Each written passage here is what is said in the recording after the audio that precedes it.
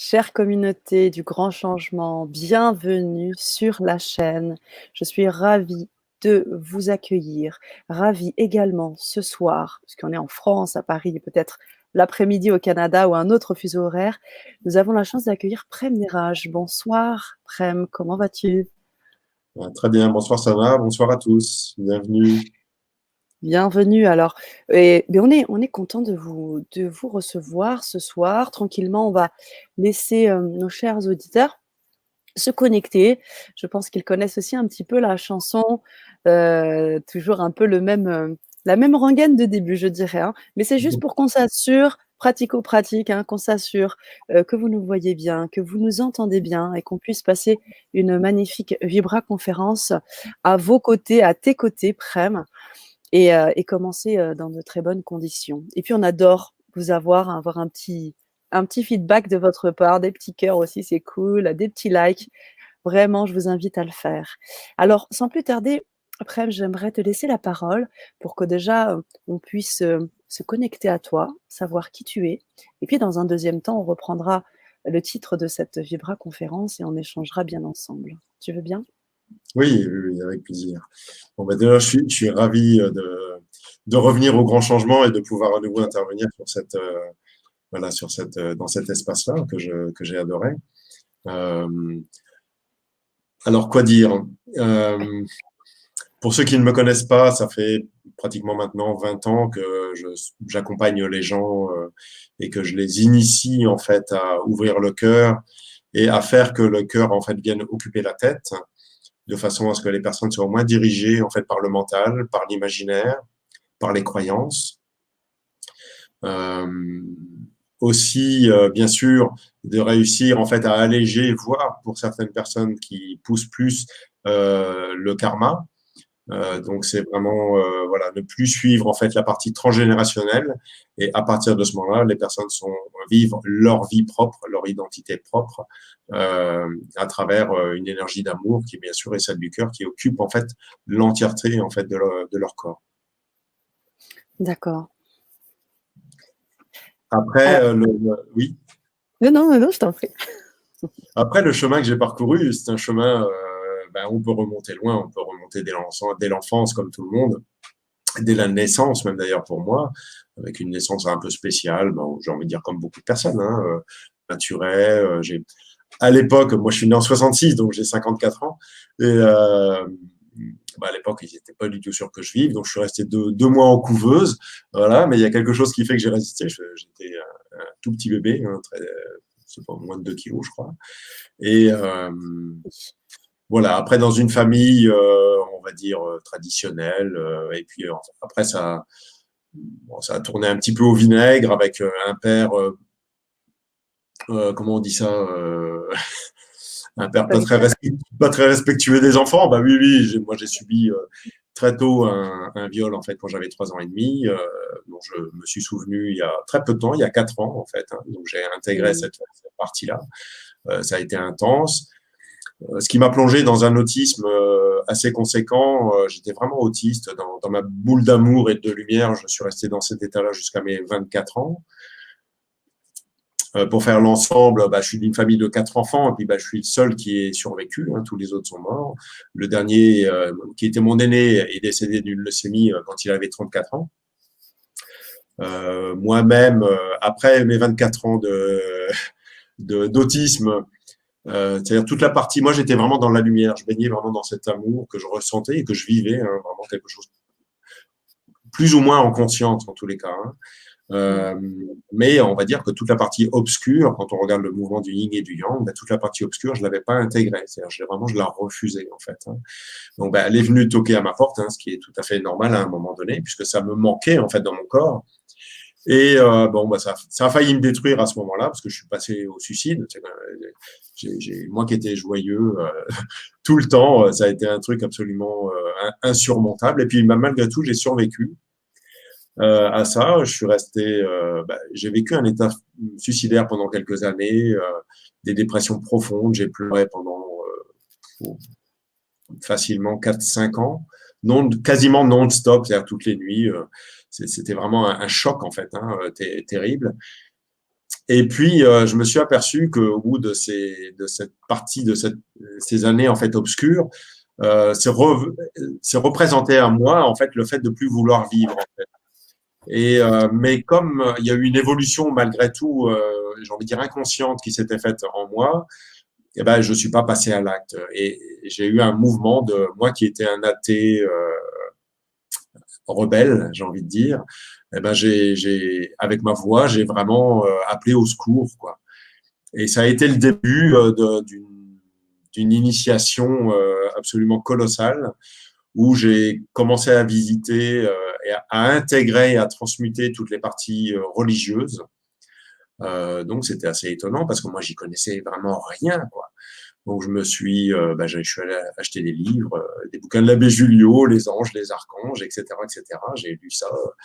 Je me faisais des exorcismes sur moi-même en pleine Waouh! nuit avec du gros sel. Ouais, ouais, c'était Ah, fort parce que je sentais les énergies bouger à l'intérieur de moi. J'avais un sûr. jugement tellement conséquent, j'avais tellement vécu dans l'inconscience. Et je crois que c'est beaucoup ça parce qu'en fait, mes parents se sont séparés quand j'étais très tôt, donc mon père était absent. Et avec ma mère, il y avait très peu de communication. Ma mère me regardait, puis elle savait que j'allais m'en sortir. Mais du coup, on parlait pas. Donc, si tu veux, j'ai le sentiment que j'ai dû apprendre, en tous les cas, de façon avec des personnes incarnées, j'ai dû apprendre de moi-même. Donc, j'ai dû traverser les étapes, en fait. Personne ne m'a dit, tiens, ça correspond à ça, il faut faire ça, pourquoi, etc. J'ai vraiment dû me confronter, en fait, systématiquement aux choses et survivre, en fait, à ça, tout en les traversant. Donc, ça a été quand même assez intense, même dans ces périodes-là, parce que là, j'étais loin de ma famille, loin de tout le monde. Hein. Et il y a eu cette partie religieuse, et puis en fait, au bout de quelques années de cette partie religieuse, j'ai une petite voix à l'intérieur de moi qui m'a dit il faut changer. Donc je suis parti, j'ai commencé en fait à méditer, à, à expérimenter en fait le bouddhisme. C'était assez passionnant, assez fascinant. J'avais mon livre de chevet qui était, je sais pas si tu connais, le livre tibétain de la vie et de la mort, qui est un Oui. livre que je conseille à tout le monde. Et dans lequel j'ai pu voir, lire en fait ce que j'avais vécu, en fait, tout simplement. Entre autres, j'avais accompagné déjà des gens dans la mort, y compris mon dernier frère. Donc, j'ai passé ma dernière nuit, enfin sa dernière nuit, et donc j'ai vu tout le processus de dégradation du corps, du processus psychologique, etc., jusqu'à la fin, quoi.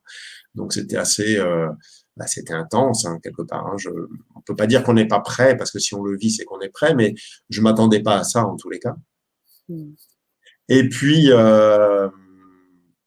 après cette partie de bouddhisme, exactement le même nombre d'années, j'ai toujours cette petite voix qui est venue dans ma tête et qui m'a dit il faut changer.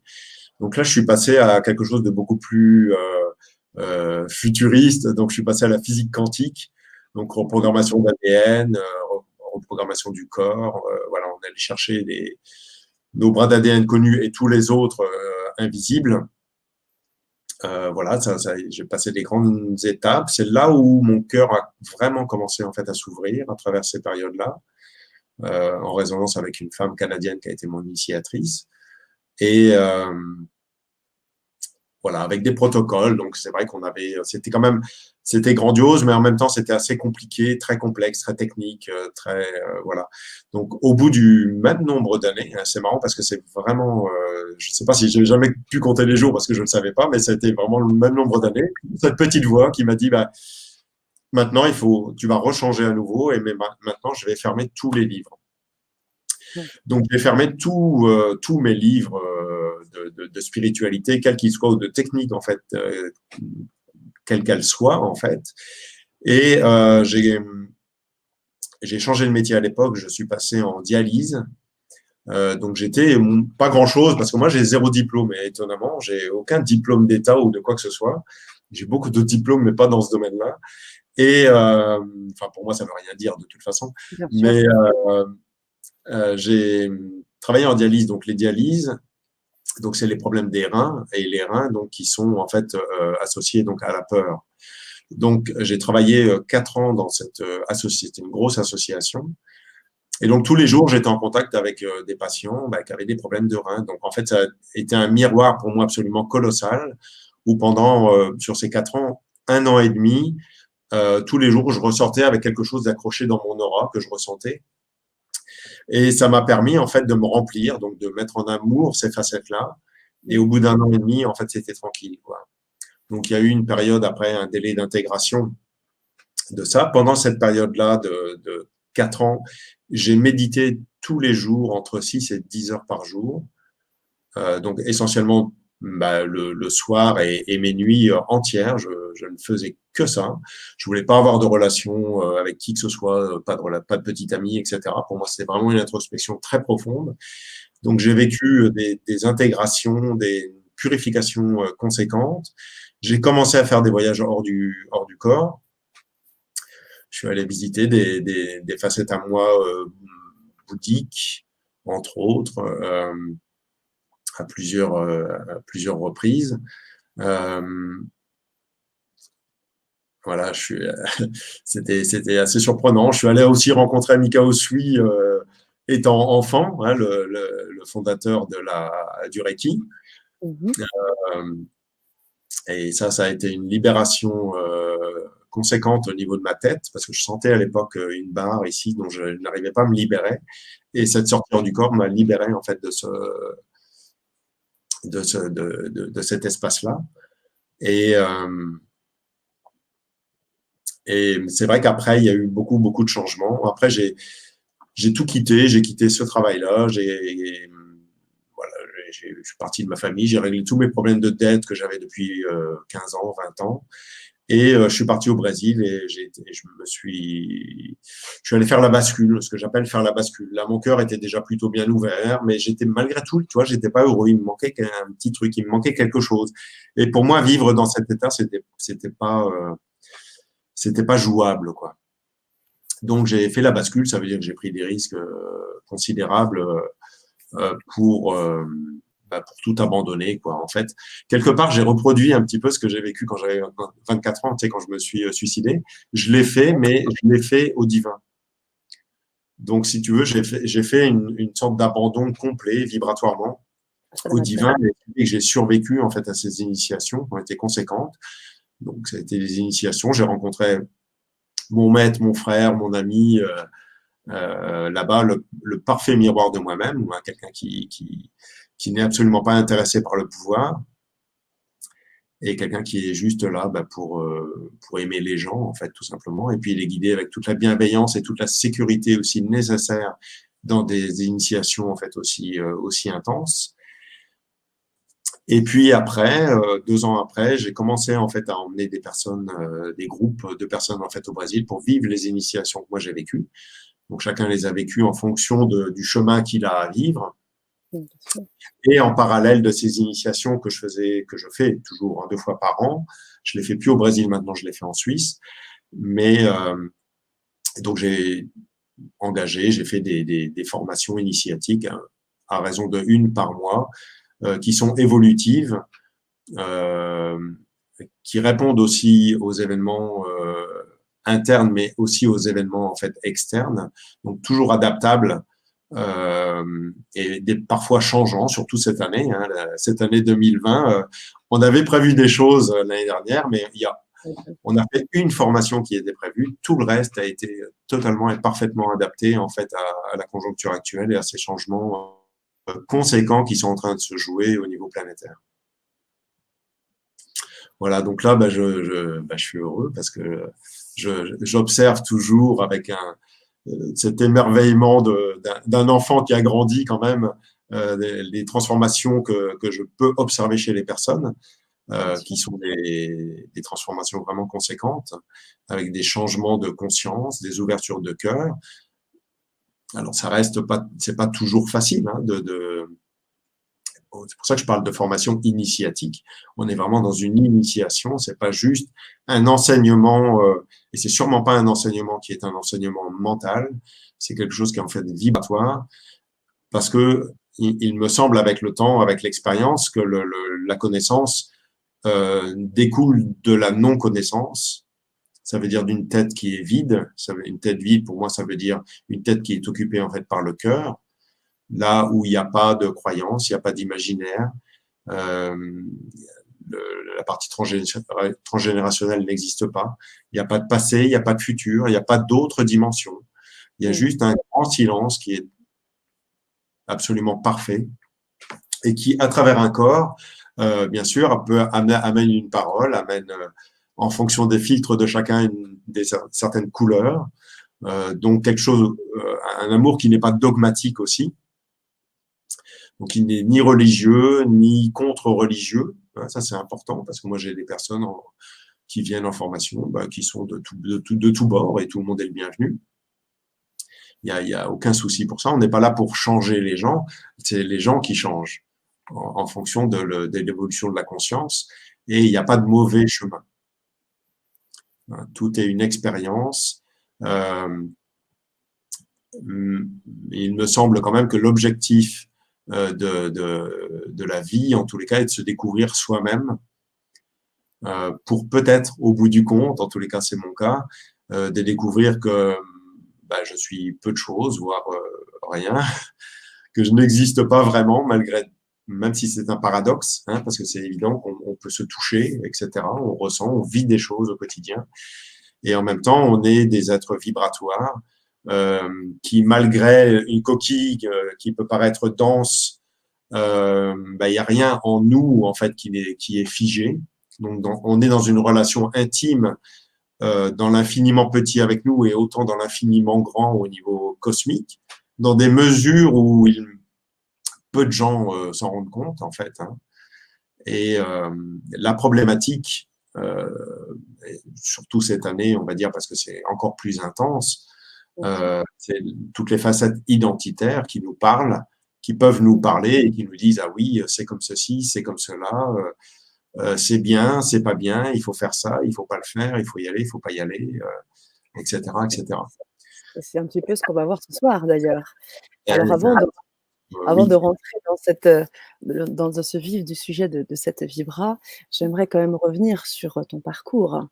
Tu es quand même le beau témoin de la découverte du soi, j'ai envie de le dire.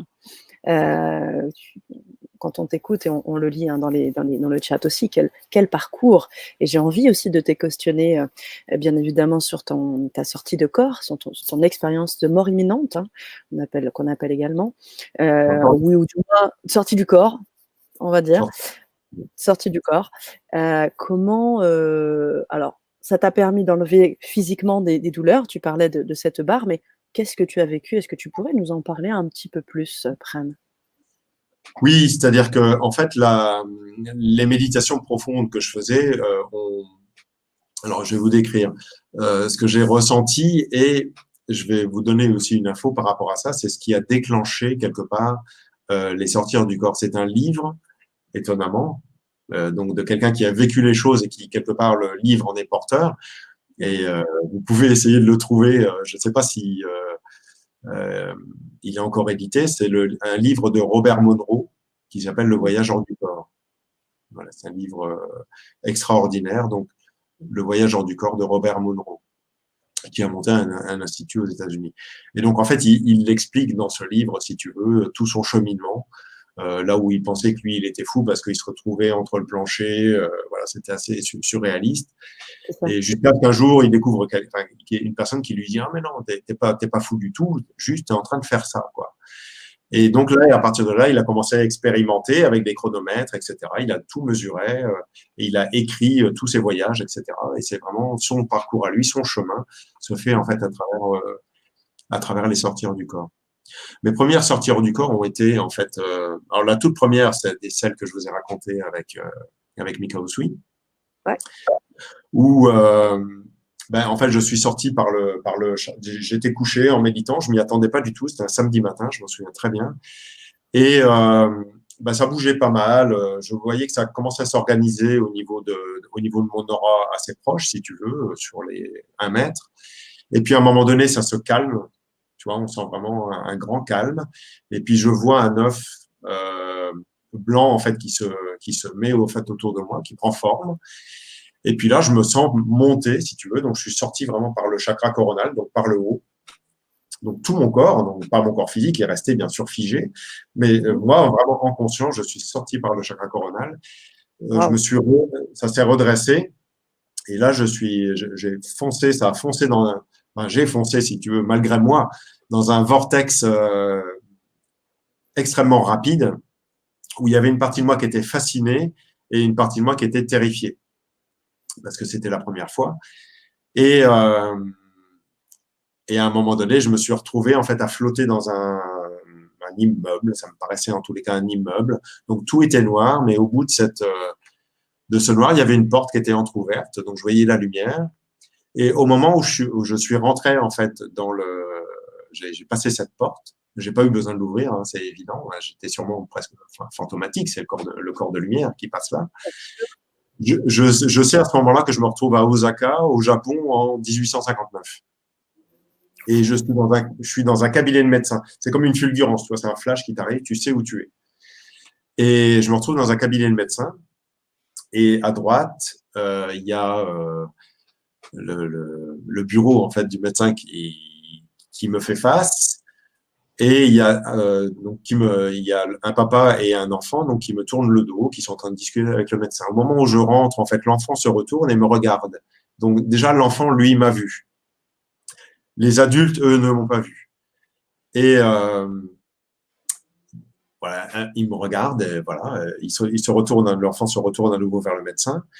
Et puis à un moment donné, le médecin dit au père, ah oui, dans votre cas, ce qu'il faut, c'est, et la phrase n'est pas terminée, l'enfant se retourne à nouveau vers moi, il me fait un sourire absolument gigantesque. Et là, je me fonds à l'intérieur de lui. Et ça a été le retour, tu sais, un peu comme un élastique, tu lâches un élastique, et je suis pas passé par le vortex, je suis revenu instantanément dans le corps. Je me souviens que ça a fait vraiment comme ça, comme ça, voilà.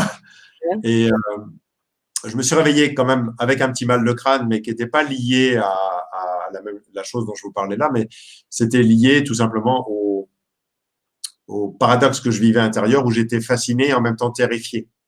Si tu veux, ce conflit interne a fait que j'ai eu un petit mal de crâne pendant qui a duré 4 heures, et après c'était fini. Mmh. Ça a été ma première expérience. Ma deuxième expérience a été bouddhique. J'ai un petit Bouddha chez moi du 18e que j'avais trouvé en Hollande il y a très très longtemps. Et dans ce voyage, donc c'est pareil, moi je sors par le chakra coronal parce que chez moi c'est complètement ouvert en fait là-haut.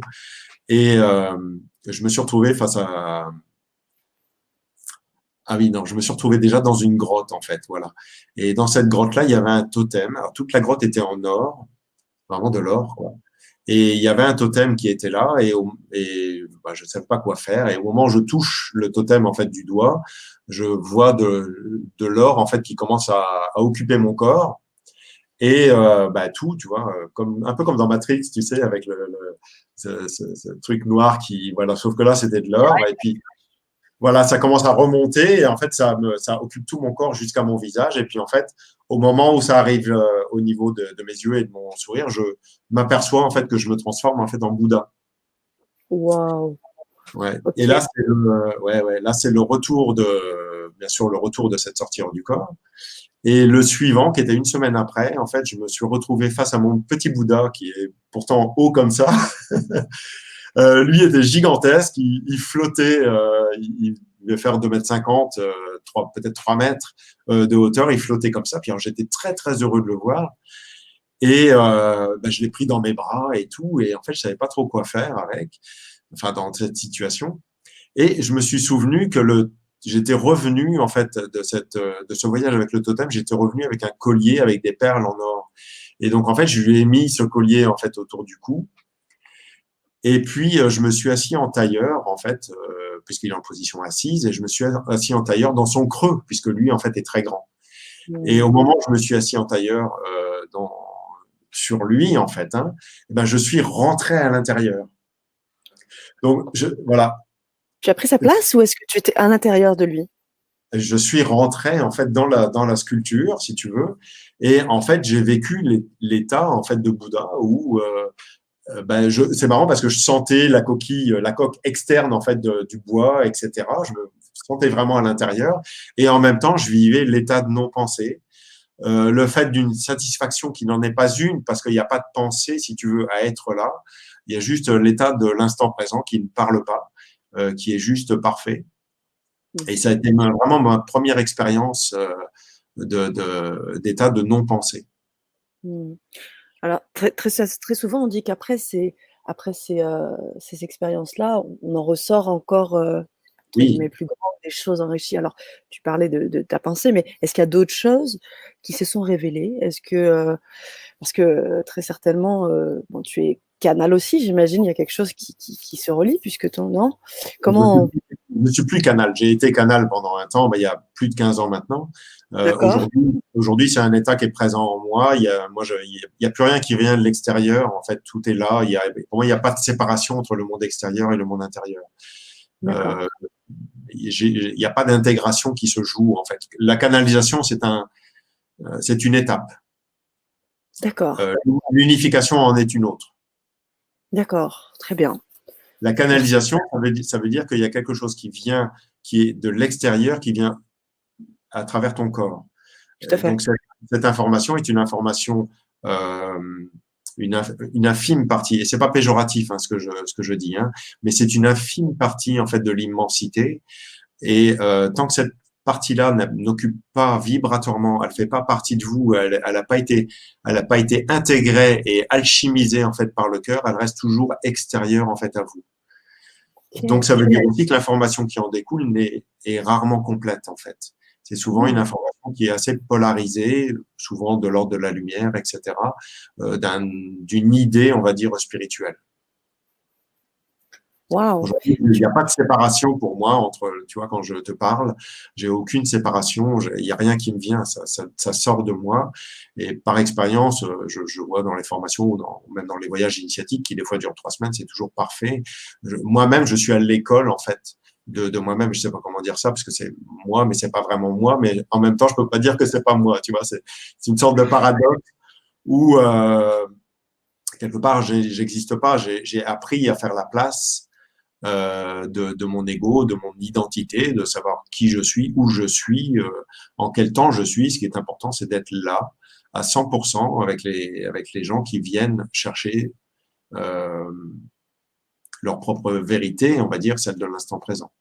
mmh, et c'est pour ça, j'imagine, que tu nous as proposé ce titre, hein, «Réaliser l'unification de nos facettes identitaires en ces temps de changement de paradigme planétaire». Oui, tout à fait. Tout à fait. Pour comprendre ça, en 2011, donc ça fait 9 ans maintenant, hein, quand je suis revenu de mes 3 mois initiatiques, mon premier grande initiation qui a duré 3 mois, quand je suis revenu en avion, on commençait à approcher de la France et je me suis dit, je vous dis les mots comme ils sont venus, hein, c'est la France va se casser la gueule. J'ai vraiment vu que ça allait chuter et que ça allait chuter fort. Pendant longtemps, je me suis dit, bon, bah, quand est-ce que ça va venir? Quand est-ce que ça va venir? Il y a 3 ans, je me suis dit, bon, c'est bizarre, ça réagit pas encore. Et quelques mois après, il y a eu les gilets jaunes qui sont arrivés et ça, j'ai vu que voilà, ça y est, le mouvement commençait à être intégré. Commençait en tous les cas à se mettre en fait en action. Le fait en fait d'exister, hein, c'est de pas être pro ni gilet jaune, mais c'est de comprendre le mouvement. C'est que les gens en fait en ont marre de ne pas être eux-mêmes. Le pouvoir étant quelque part un contrebalancement en fait de ce qui leur manque en fait à l'intérieur. Le pouvoir existe parce que vous ne vivez pas votre propre pouvoir. À ce mot-là, je mets des guillemets au mot pouvoir parce que la réalité pour moi, c'est que nous n'avons aucun pouvoir. Ça, c'est la réalité, c'est qu'en fait, nous ne décidons de rien. Nous pensons que nous décidons quelque chose, mais la réalité, si on regarde vibratoirement comment ça fonctionne, quand on regarde l'énergie qui traverse notre corps, en fait, si on arrive à scinder en conscience notre partie mentale, notre partie de volonté, etc., etc., on s'aperçoit que quelqu'un qui a beaucoup de volonté, quand l'énergie de vie passe la volonté, eh ben, ce qui va parler à travers vous, ça va être la volonté. Et à partir du moment où vous êtes décideur, quelque part, de vos actions. Mais si vous arrivez à observer que votre volonté, décision de volonté découle de manque, découle de croyances, découle de choses qui ont été en fait intégrées en vous, qui fait qu'aujourd'hui vous réagissez de cette façon-là éventuellement ne pas reproduire le passé et pour trouver un chemin qui va vous permettre de mieux vivre les choses. Vous allez pouvoir revenir en fait en amont en fait à votre propre volonté, et vous allez pouvoir réussir à déconstruire cette volonté pour laisser le cœur venir occuper votre volonté. Dans la religion, de temps en temps, il y a des choses intéressantes. Que ta volonté soit faite, c'est ça que ça veut dire. Ça veut dire que la volonté a été abandonnée au cœur pour que ce soit le cœur qui dirige en fait votre vie. On parle de la volonté, mais on pourrait parler de l'émotion. Quelqu'un qui vit une vie très très émotionnelle, eh bien tout simplement, c'est que l'énergie, il y a souvent une confusion interne entre l'amour et l'émotion. Les gens pensent que avoir une grosse émotion, je sais pas, un homme ou une femme rencontre un amour, et puis en fait, vous vivez une grosse émotion, et souvent vous pensez que c'est l'amour. Et souvent, par expérience, et je pense que tout le monde en a fait l'expérience, vous vous apercevez que c'est le début un peu de l'enfer, quoi, parce que on commence à être jaloux, on commence à avoir un manque de confiance, etc., etc. En fait, il y a toute une panoplie en fait de choses qui se mettent en place, qui découle en fait et qui va générer en fait une multitude d'émotions. Eh bien, il faut vraiment différencier. C'est bien pour ça que le chakra du cœur n'est pas le chakra émotionnel, et inversement. Donc souvent, il y a une identification par défaut, j'ai presque envie de dire, émotionnelle, où l'émotion est vraiment prise en fait que pour quelque chose qui est de l'ordre du cœur. Mais au niveau du cœur, il se passe pas ça du tout. Au niveau du cœur, il se passe rien. C'est juste de l'amour, quelque chose qui nous traverse, qui ne parle même pas en fait. Donc au niveau de l'introspection, au niveau justement de la visite vibratoire en fait de notre corps, on s'aperçoit qu'un corps, même si on n'est pas très grand, hein, que l'on mesure 1m40 ou 2m10, en fait un corps c'est gigantesque, quoi. C'est vraiment gigantesque. Et j'avoue que c'est à travers à travers autant la religion, le bouddhisme, la physique quantique, etc., je me suis aperçu que tout ça c'était trop grand pour moi en fait. Que à un moment donné, s'offrait à moi deux solutions, c'est-à-dire que soit je prenais les rênes de mon corps à travers en fait une croyance, soit religieuse ou une méthode d'ailleurs quelconque, hein, qu'elle soit de l'ordre de la physique quantique, quelque chose de plus technique, etc. Pour pouvoir en fait gérer ma vie et pouvoir me transformer. Mais j'ai toujours eu cette petite voix à l'intérieur qui m'a dit c'est pas ton chemin, quoi. Ton chemin c'est un chemin de liberté, et le chemin de liberté ne passera pas par le dogme en fait. Donc eh ben si tu veux, c'est là où justement j'ai demandé à mon cœur de faire tout à ma place, quoi, quelque part en fait. Et il m'a permis des nettoyages conséquents au niveau de ma tête, au niveau de ma mémoire d'ailleurs, au niveau de mon karma, qui aujourd'hui est une chose qui ne me parle absolument plus, quelque chose qui est inexistant chez moi. Je ne porte plus le poids de la famille, et c'est très plaisant, franchement. Je suis heureux. Même si j'ai pris beaucoup de risques, je ferai jamais marche arrière de ça. C'est plutôt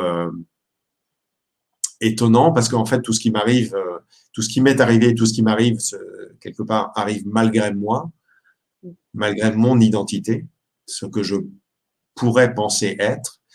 Et j'ai appris, je pense que j'ai appris la leçon, et j'ai appris que je n'avais pas d'intérêt, et on voit le mot intérêt dans le vrai sens du terme, je n'avais pas d'intérêt en fait à diriger ma vie, parce que je sais où ça mène. Ça mène au pouvoir, ça mène à la folie financière, ça mène à la folie émotionnelle, ça mène à la folie mentale aussi. Je suis passé très proche 2 ou 3 fois dans ma vie, où je voyais un interrupteur, et je me suis dit, là, s'il y a quelqu'un qui appuie sur l'interrupteur, c'est fini, quoi. Alors voilà, personne n'a appuyé sur l'interrupteur, et ce qui fait que j'ai conscience de ma propre folie. C'est ça qui est assez drôle, en fait. Donc, je ne me crois pas moi-même, en fait. Ouais. Mais en même temps, si je peux me permettre de te couper, tu es le vrai témoignage de cette volonté par le cœur.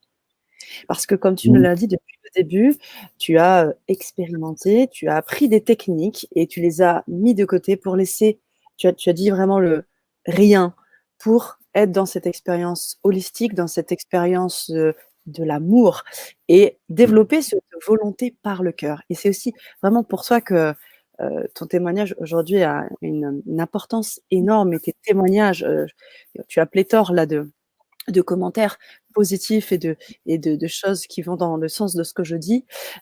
Donc merci, Prem, de pouvoir, faire ce témoignage ce soir, sur LGC. On en est ravis et on va bien sûr continuer, hein, mais je tenais à faire cette petite précision. Merci, merci à vous. Tu sais, je me suis rappelé aussi avec le temps et avec le recul aussi, je me suis rappelé qui j'étais quand j'étais petit Mmh. et tout cet amour en fait qui se dégageait de moi. Et Mmh. quelque part, pour moi, la réalité, la vérité pour moi est là en fait. La vérité n'est pas ailleurs. Bien sûr, cette vérité n'a pas de nom. Cette vérité, c'est un saut dans le vide absolument colossal, colossal, véritablement. C'est aussi éprouver en conscience le fait de ne pas savoir qui on est, le fait de ne pas savoir où on est et le fait de ne pas savoir où on va. Le fait de ne pas croire, de voir la vie et la mort d'une façon différente. Pour moi, je vois la vie et la mort comme un hologramme opposé l'un de l'autre, l'un n'existant pas sans l'autre. Si on regarde avec les yeux bien ouverts, on s'aperçoit qu'il y a beaucoup de vie en fait dans la mort. Et que dans la vie, il y a beaucoup de gens qui sont déjà morts, même s'ils bougent. Mmh. Moi, des fois, je vois des personnes qui ont un travail, qui ont des enfants, qui ont une vie de famille, mais il n'y a rien à l'intérieur. Enfin, il n'y a vraiment pas grand-chose. Il y a tellement peu d'amour qui est vivant chez eux, et pourtant, ils sont là, quoi. Mais c'est presque des gens qui sont morts vivants, qui sont là, qui bougent, en fait.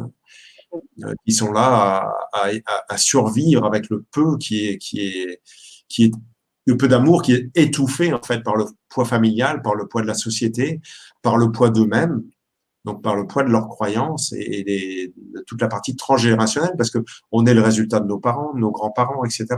Donc c'est évident que vibratoirement, cellulairement, d'une certaine façon, on porte en fait le monde avec nous. Et dans une expérience ultime, moi j'ai vécu des choses, mais un jour je ferai sûrement des livres, mais ça fait quelques années que je le dis. Mais c'est à un moment donné, je me souviens que j'ai intégré, j'ai passé la planète Terre dans mon cœur. Ça a été un truc de dingue parce que la planète, je voyais la planète avec mes yeux. Et cette planète, je la voyais malgré moi, en fait, approcher en fait de mon cœur. Et puis au moment où elle a commencé en fait à passer par le chakra du cœur, j'ai entendu tous les cris, les hurlements de la fin de l'humanité. Et puis cette partie-là en fait a été intégrée. Et donc il n'y a pas de conscience ultime parce que pour moi l'éveil n'a pas de fin. L'éveil est un objectif en fait qui est faussé. Quelque part, on peut dire que tout le monde est éveillé, mais par contre, dans la quantification d'un être humain, dans la dualité d'un être humain, on peut imaginer qu'il y a une quantification avec des niveaux, etc. Mais je crois qu'il faut simplifier la vie en fait, et le cœur vous simplifie la vie. Tout ça, ça fait partie de la croyance de qui on est, la croyance de qui est l'autre. Euh, et si vous arrivez à déjouer ces pièges en fait de l'inconscient, du subconscient, etc., ça va vraiment au supraconscient.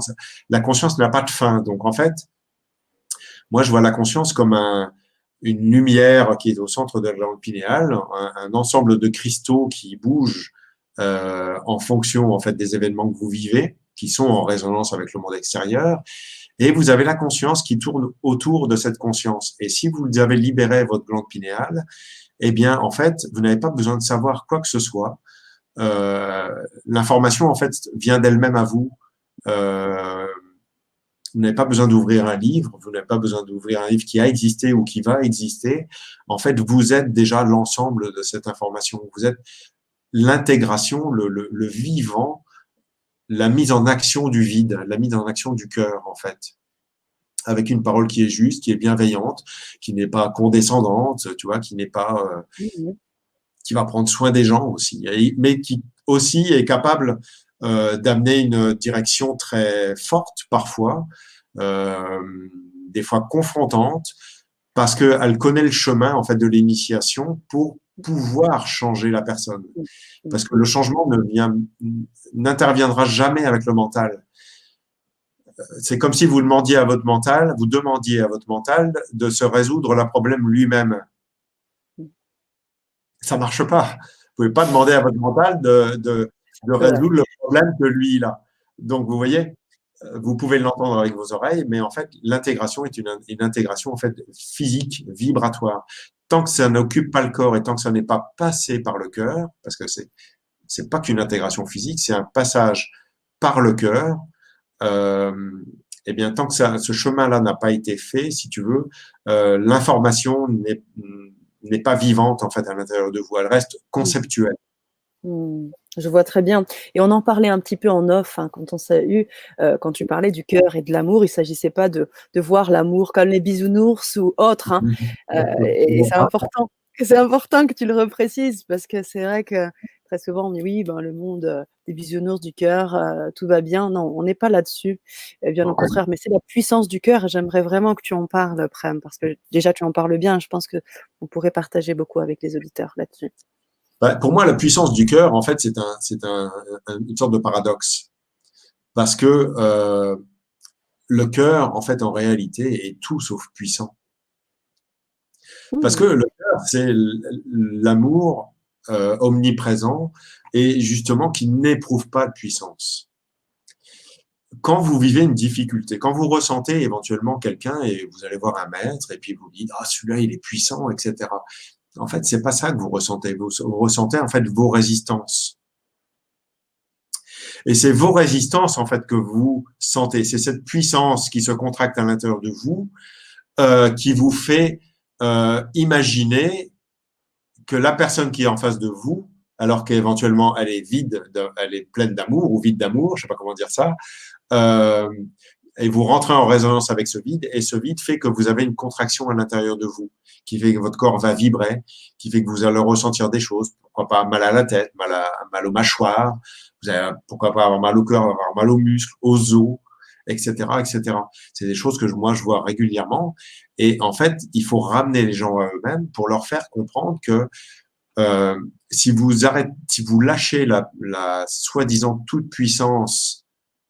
Regardez l'histoire de l'humanité avec les religions, regardez l'histoire de l'humanité, quelle que soit la religion, le Dieu tout-puissant est toujours un Dieu dévastateur, avec des massacres, que ce soit avec les judéo-chrétiens à travers les croisades, ou aujourd'hui avec un autre type de religion, mais qui en fait est en train de vivre en fait le même cheminement qu'a vécu le catholicisme, avec des horreurs, en fait, sous prétexte de Dieu, etc.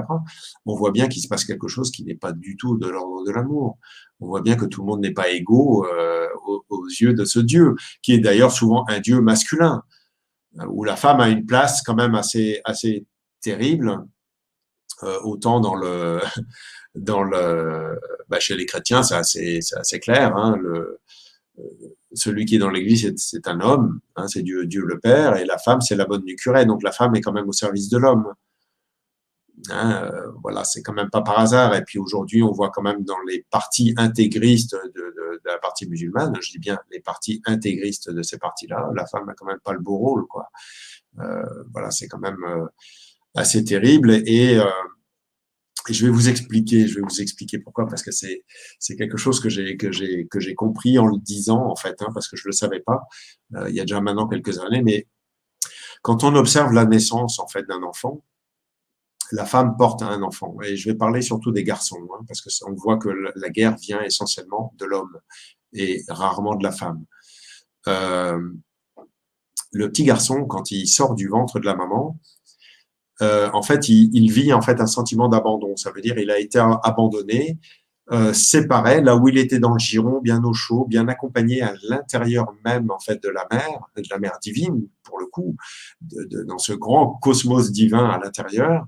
Et ben, il en est sorti et il éprouve la douleur de la lumière, la douleur avec la peau, avec les sens, etc.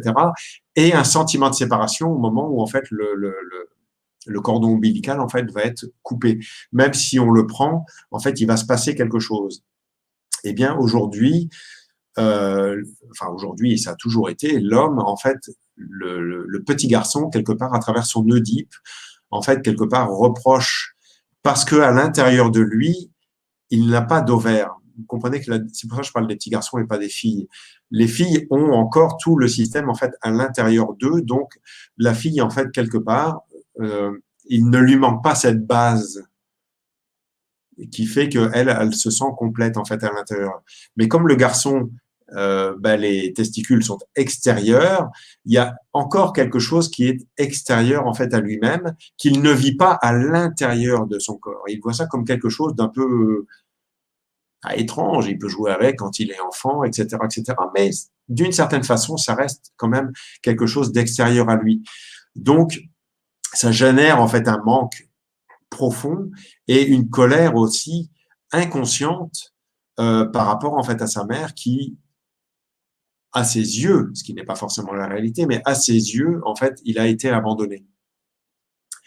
À cela se rajoute bien sûr la relation familiale avec le modèle familial qui est pas facile. Et même quand il est facile, même quand il est beau et bienveillant, etc., en fait, ça dépend aussi du chemin de l'enfant et comment lui va interpréter en fait ce qu'il va voir et ce qu'il va vivre dans sa vie, même dans une famille très très équilibrée. Donc l'Oedipe est une chose en fait importante à passer, qui est la base, on va dire, de toute libération. Et ce qui est important quand on est devenu adulte et quand on est devenu grand et qu'on fait ce chemin-là, que l'on fait ce chemin-là, c'est de comprendre que nos parents, vivants ou pas, hein, même s'ils sont décédés, c'est pas un problème, c'est de comprendre que nos parents, donc notre mère et notre père, en fait, représentent le principe féminin et masculin du divin. Un divin qui n'a pas de nom, qui n'est pas dogmatique, mais voilà. Donc, si vous n'arrivez pas à avoir l'amour de vos parents, ou c'est parce que même si vous l'avez de toute façon, c'est toujours maladroit. Hein, moi, je suis parent aussi et on est toujours maladroit. Il se passe toujours un truc qui fait que on n'est pas parfaitement aligné parce que là, ça fait 150 fois que je le dis aujourd'hui et puis ce soir, il va falloir que je le dise de façon un peu plus forte, même si c'est dit avec amour. C'est toujours quelque part une sorte d'électrochoc pour un petit qui comprend pas. Mais c'est l'éveil de la conscience passe aussi par là.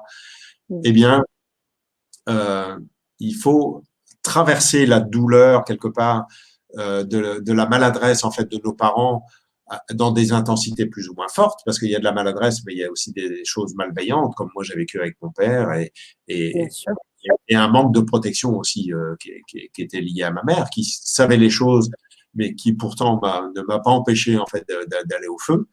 Après, c'est comme ça, c'est comme ça que ça s'est passé, et c'est ce qui fait aussi ce que je suis aujourd'hui. Donc, pas d'avis par rapport à ça. Tu vois ce que je veux dire? Si j'avais pas vécu ça, je ne serais sûrement pas là aujourd'hui. Donc, je ne vais pas, moi, je suis sûrement pas dans le déni de ce qui s'est passé, au contraire. Et je vois bien que le chemin, même s'il a été compliqué, et il a été compliqué parce que je suis quand même le seul survivant d'une famille, d'une lignée, hein, quelque part. Et là où les autres, vibratoirement, quelque part, n'ont pas eu le beau rôle non plus. Tout à fait. Ils n'ont pas eu la chance que moi j'ai eue. Donc, tous les jours,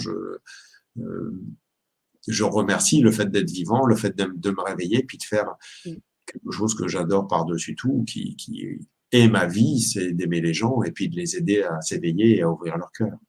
Ouais, c'est évident, bah oui. C'est évident qu'on parlait de cette année qui est une année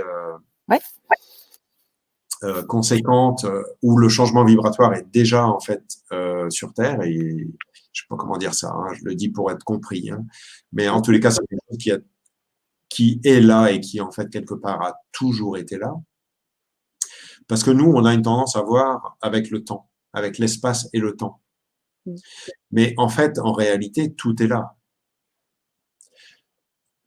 Notre mental, en fait, nous joue beaucoup de tours en disant parce que vous avez des médiums, vous avez des channels, etc., qui vont vous dire oui, c'est le moment, ça va venir. Alors, c'est pas faux, hein, parce que bien sûr, on est quantifié, on est dans l'espace et le temps. Hein. Notre corps, c'est ça. Notre corps, c'est l'espace et le temps.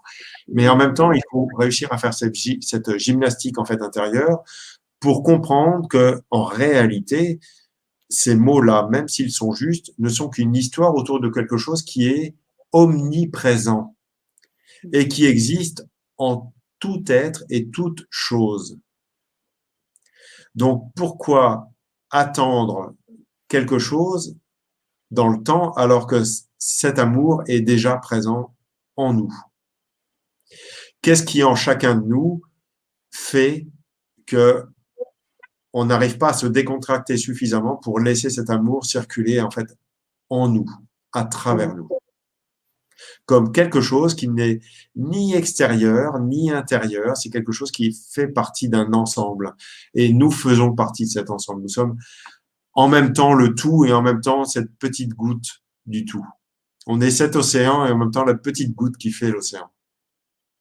Ouais, je vois très bien ce que tu veux dire et en même temps, je fais un peu référence à ce qui se passe un peu dans le chat et comme vous le savez, on accueille, toujours, tout et c'est important qu'il y ait une vraie liberté de parole et ce soir, j'ai envie de dire, on parle pas de choses extraordinaires, on est tous extraordinaires, j'ai envie de dire et donc c'est important que chacun ait sa place, que chacun ait sa mission de vie pour pouvoir communiquer et je pense réellement que c'est ensemble qu'on peut faire les choses. Aujourd'hui, on a ce fabuleux outil, je dirais, Internet, qui nous permet ce soir d'être près de 100 ensemble sur Facebook, sur YouTube, pour communiquer, pour co-créer, pour appeler à l'amour, pour appeler à l'action, pour appeler à l'autonomie. Et je pense que ce que tu fais l'après-midi est primordial. Et c'est pour ça que ce soir, on laisse cette parole et j'aimerais que, là, on va tranquillement arriver sur l'heure hein, de l'Art Vibra conférence, sur une deuxième partie là vers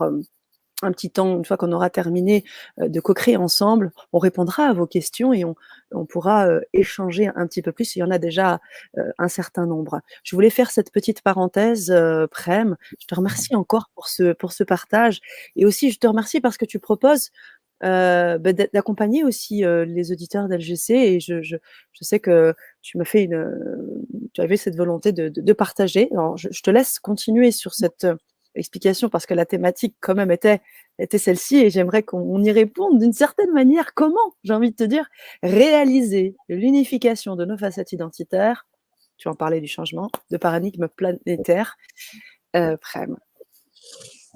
Alors, l'unification en fait de nos facettes identitaires, c'est quelque part prendre conscience un petit peu des voies qui sont à l'intérieur de nous et ce qui fait que on bouge, qui fait que l'on se lève, que l'on va au travail, que l'on réagisse par rapport aux informations, que l'on ait envie de se faire vacciner ou pas, que l'on ait envie de rentrer en guerre ou que l'on se sente dominé ou que l'on adhère d'ailleurs complètement en fait au système qui est en train de se mettre en place, qui tente en tous les cas de se mettre en place. C'est écouter en fait toutes ces facettes-là de nous qui sont multiples, qui peuvent être parfois guerrières, mais parfois dépressives aussi. Hein, il y a quand même beaucoup de gens aujourd'hui qui tombent les bras, qui abandonnent, etc. Je le vois quand même pas mal. Il y a aussi quand même, j'ai envie de dire, et aussi des gens qui viennent contrebalancer avec la réaction et avec l'action. Parce que bien sûr, il y a un besoin d'action pour que les choses puissent changer. Après, tu parlais de mission de vie. Alors, moi, je suis pas trop sur ce mot-là parce que pour moi, mission de vie, c'est avoir une mission. En fait, c'est déjà porter quelque chose. Et porter quelque chose, c'est lourd. Je pense qu'on a une vie et de découvrir en fait la vie que l'on a en se soulageant de la mission, parce que avoir une mission, c'est aussi, bien sûr, ça peut être très beau c'est très beau d'avoir une mission dans l'idée, mais c'est aussi, il y a une partie quelque part un peu qui pourrait être en fait condescendante et assez violente en fait par rapport aux autres, tu vois. Parce qu'on pourrait se sentir supérieur, on pourrait en fait avoir une idée en fait un peu pas forcément très bienveillante, malgré nous, en fait, par rapport aux personnes qui sont perdues. Moi, j'ai le sentiment qu'on est des êtres multifacettes, avec beaucoup de parties de nous qui peuvent bouger à l'intérieur de nous et qui vont diriger avec plus ou moins d'intensité, en fait, notre vie. Donc, l'unification de nos facettes identitaires, c'est le passage de nos petites voix par le cœur ou l'occupation. Alors ça, c'est il y a un sens. Hein, je vous montre deux sens. Il y a l'intégration, ça veut dire il y a le passage de nos facettes identitaires qui viennent dans le corps. C'est bienvenue dans mon corps, bienvenue dans mon cœur, pour être l'expression du cœur. Ça veut dire le passage et l'alchimisation par le cœur. Mhm. Et il y a l'autre côté aussi où ces facettes-là sont occupées aussi par le cœur. C'est le cœur qui va aller occuper ces facettes identitaires. Mhm. Nos facettes identitaires, c'est des facettes qui des fois ne sont pas incarnées, mais qui pourtant sont nous. Il faut bien comprendre aujourd'hui que ce soit sur un plan incarné ou sur un plan subtil, tout le monde, je dis bien tout le monde, est à l'école. C'est clair. Nous, on aurait une tendance à dire ici que tout ce qui vient en canalisation est un peu comme de parole d'évangile. Tu vois ce que je veux dire? Oui. Mais en fait, moi, j'ai un peu discuté quand même hein, avant de faire ça. Et je me souviens très bien d'une entité cristal qui était sur une planète. Ça, c'est des choses que j'ai vues avec mes yeux, hein, très concret, quoi. Et c'était une entité, un vieux monsieur avec une barbe et tout, qui regardait le cosmos et qui regardait en même temps l'humanité et qui connaissait parfaitement l'humanité. Donc, on peut dire vraiment un être de lumière qui connaissait l'humanité sur le bout des doigts. Mais l'humanité, malgré tout, elle la vomissait, quoi.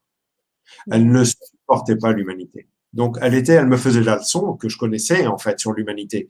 Oui, c'est le bordel avec l'argent, c'est le bordel avec la sexualité, c'est le bordel dans les familles, c'est etc., etc. Tu vois ce que je veux dire?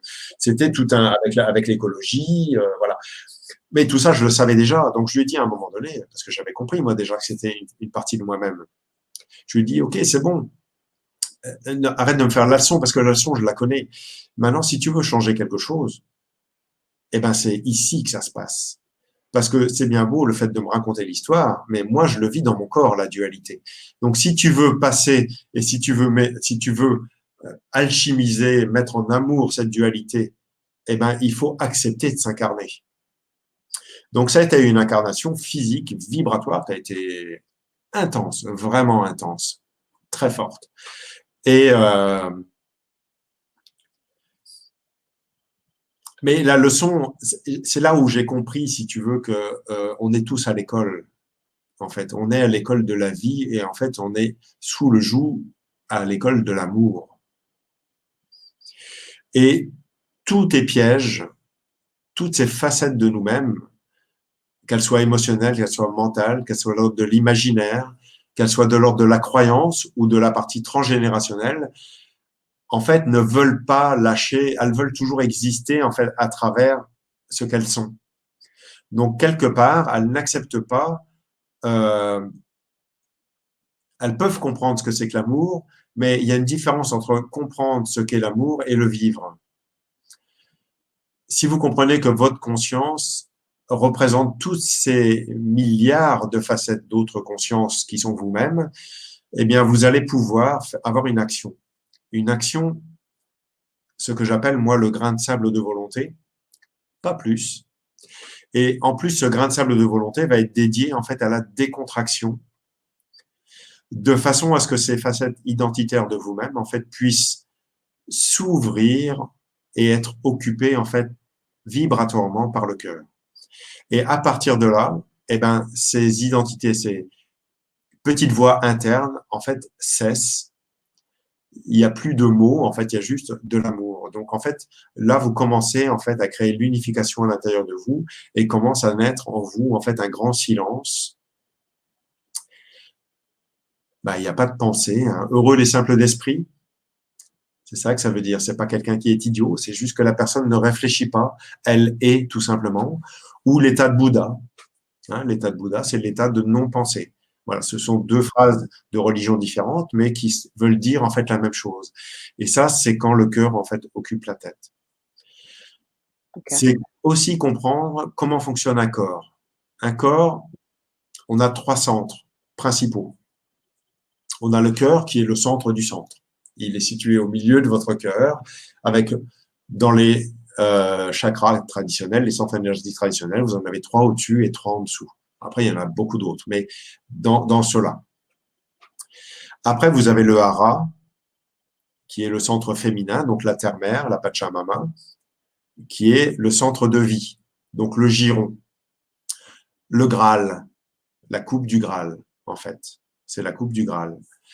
Et vous avez au centre du cerveau la glande pinéale, qui est le centre de conscience, la conscience cosmique, donc c'est Dieu le Père, dans laquelle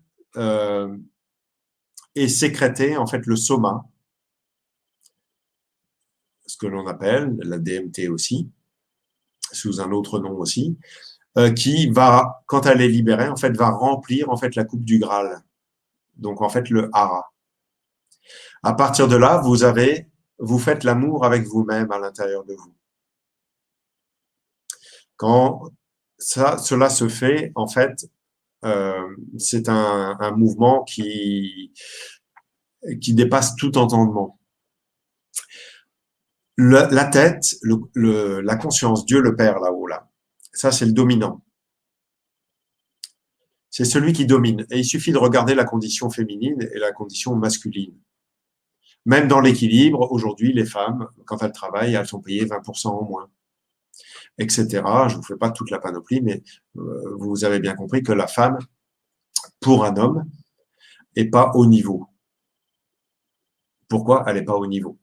Alors que l'on soit un homme ou une femme, et ça c'est important ce que je vous dis, hein, que l'on soit un homme ou une femme, c'est pareil. La tête, c'est le dominant, et le dominé, c'est le hara. Donc c'est aussi la peur de la sexualité, c'est toutes les dérives aussi qui peuvent aller en fait dans ces espaces-là, qui ne sont pas de l'ordre de l'amour, donc de la domination et de la soumission.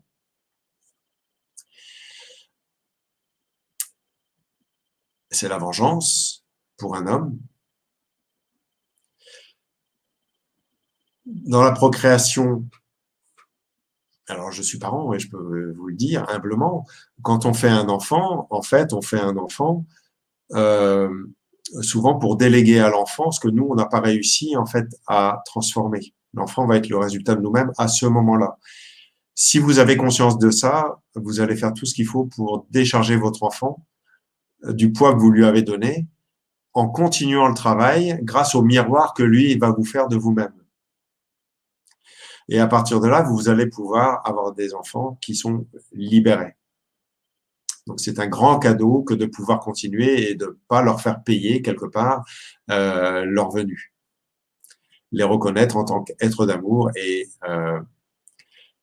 si vous avez conscience de toute la partie oedipienne et de comment ça s'est engagé et pourquoi c'est présent, eh bien, vous allez avoir toute la bienveillance pour pouvoir l'accompagner au fur et à mesure de sa vie, avec des étapes, avec des paliers, sans l'empêcher d'être humain, parce que il est humain, donc il va devoir de toute façon éprouver la partie transgénérationnelle, la partie sociale, etc., etc. Donc l'unification identitaire, c'est le passage par le cœur ou l'occupation par le cœur, en fait, de votre mental. Et je vais aller plus loin, même de votre spiritualité. Parce que c'est évident que nous sommes des êtres spirituels. Ça, c'est juste notre moteur et c'est ce qui fait que on est là ce soir. Mais la spiritualité, malgré tout, est dogmatique. On a besoin de ce moteur pour avancer. Mais au moment du passage, ça veut dire au moment de l'initiation, il faut tout abandonner, y compris la partie spirituelle, pour que cette partie-là ne soit pas dogmatique. Ça veut dire que vous ne soyez pas enfermé dans un modèle quel qu'il soit. Après, pourquoi pas, si c'est votre chemin. Il n'y a pas de mauvais chemin. D'accord? Mais c'est vrai, quand les gens viennent me voir, ils ne viennent pas me voir par hasard. Ils viennent me voir pour se libérer. Sinon, je serais devenu moine ou religieux. Mais c'est pas le cas. C'est pas le cas. Moi, j'ai décidé tout simplement que je voulais avoir une vie pleine, en fait. Et comme je sais qu'il y a une seule chose dont je suis sûr dans ma vie, c'est que je vais mourir un jour. Mais c'est la seule chose dont je suis sûr dans ma vie. Savoir quand, je ne sais pas. Comment, je ne sais pas. Dans quelles conditions, je ne sais pas. Pour aller où, je ne sais pas. Donc, je vais vivre ma vie pleinement. Et je lâcherai 100% le jour où je passerai. Pour rester en équilibre sur ce point du cœur qui est entre la vie et la mort. Mmh. Tu es en Parce train de que me pour dire moi, oui, non, non, vas-y, vas-y, parce que pour toi, la réelle? parce que pour moi, la réalité se situe entre la vie et la mort et non dans la vie et la mort. Mmh. Et je vais vous expliquer ce qui m'a fait comprendre ça, en fait. Hein.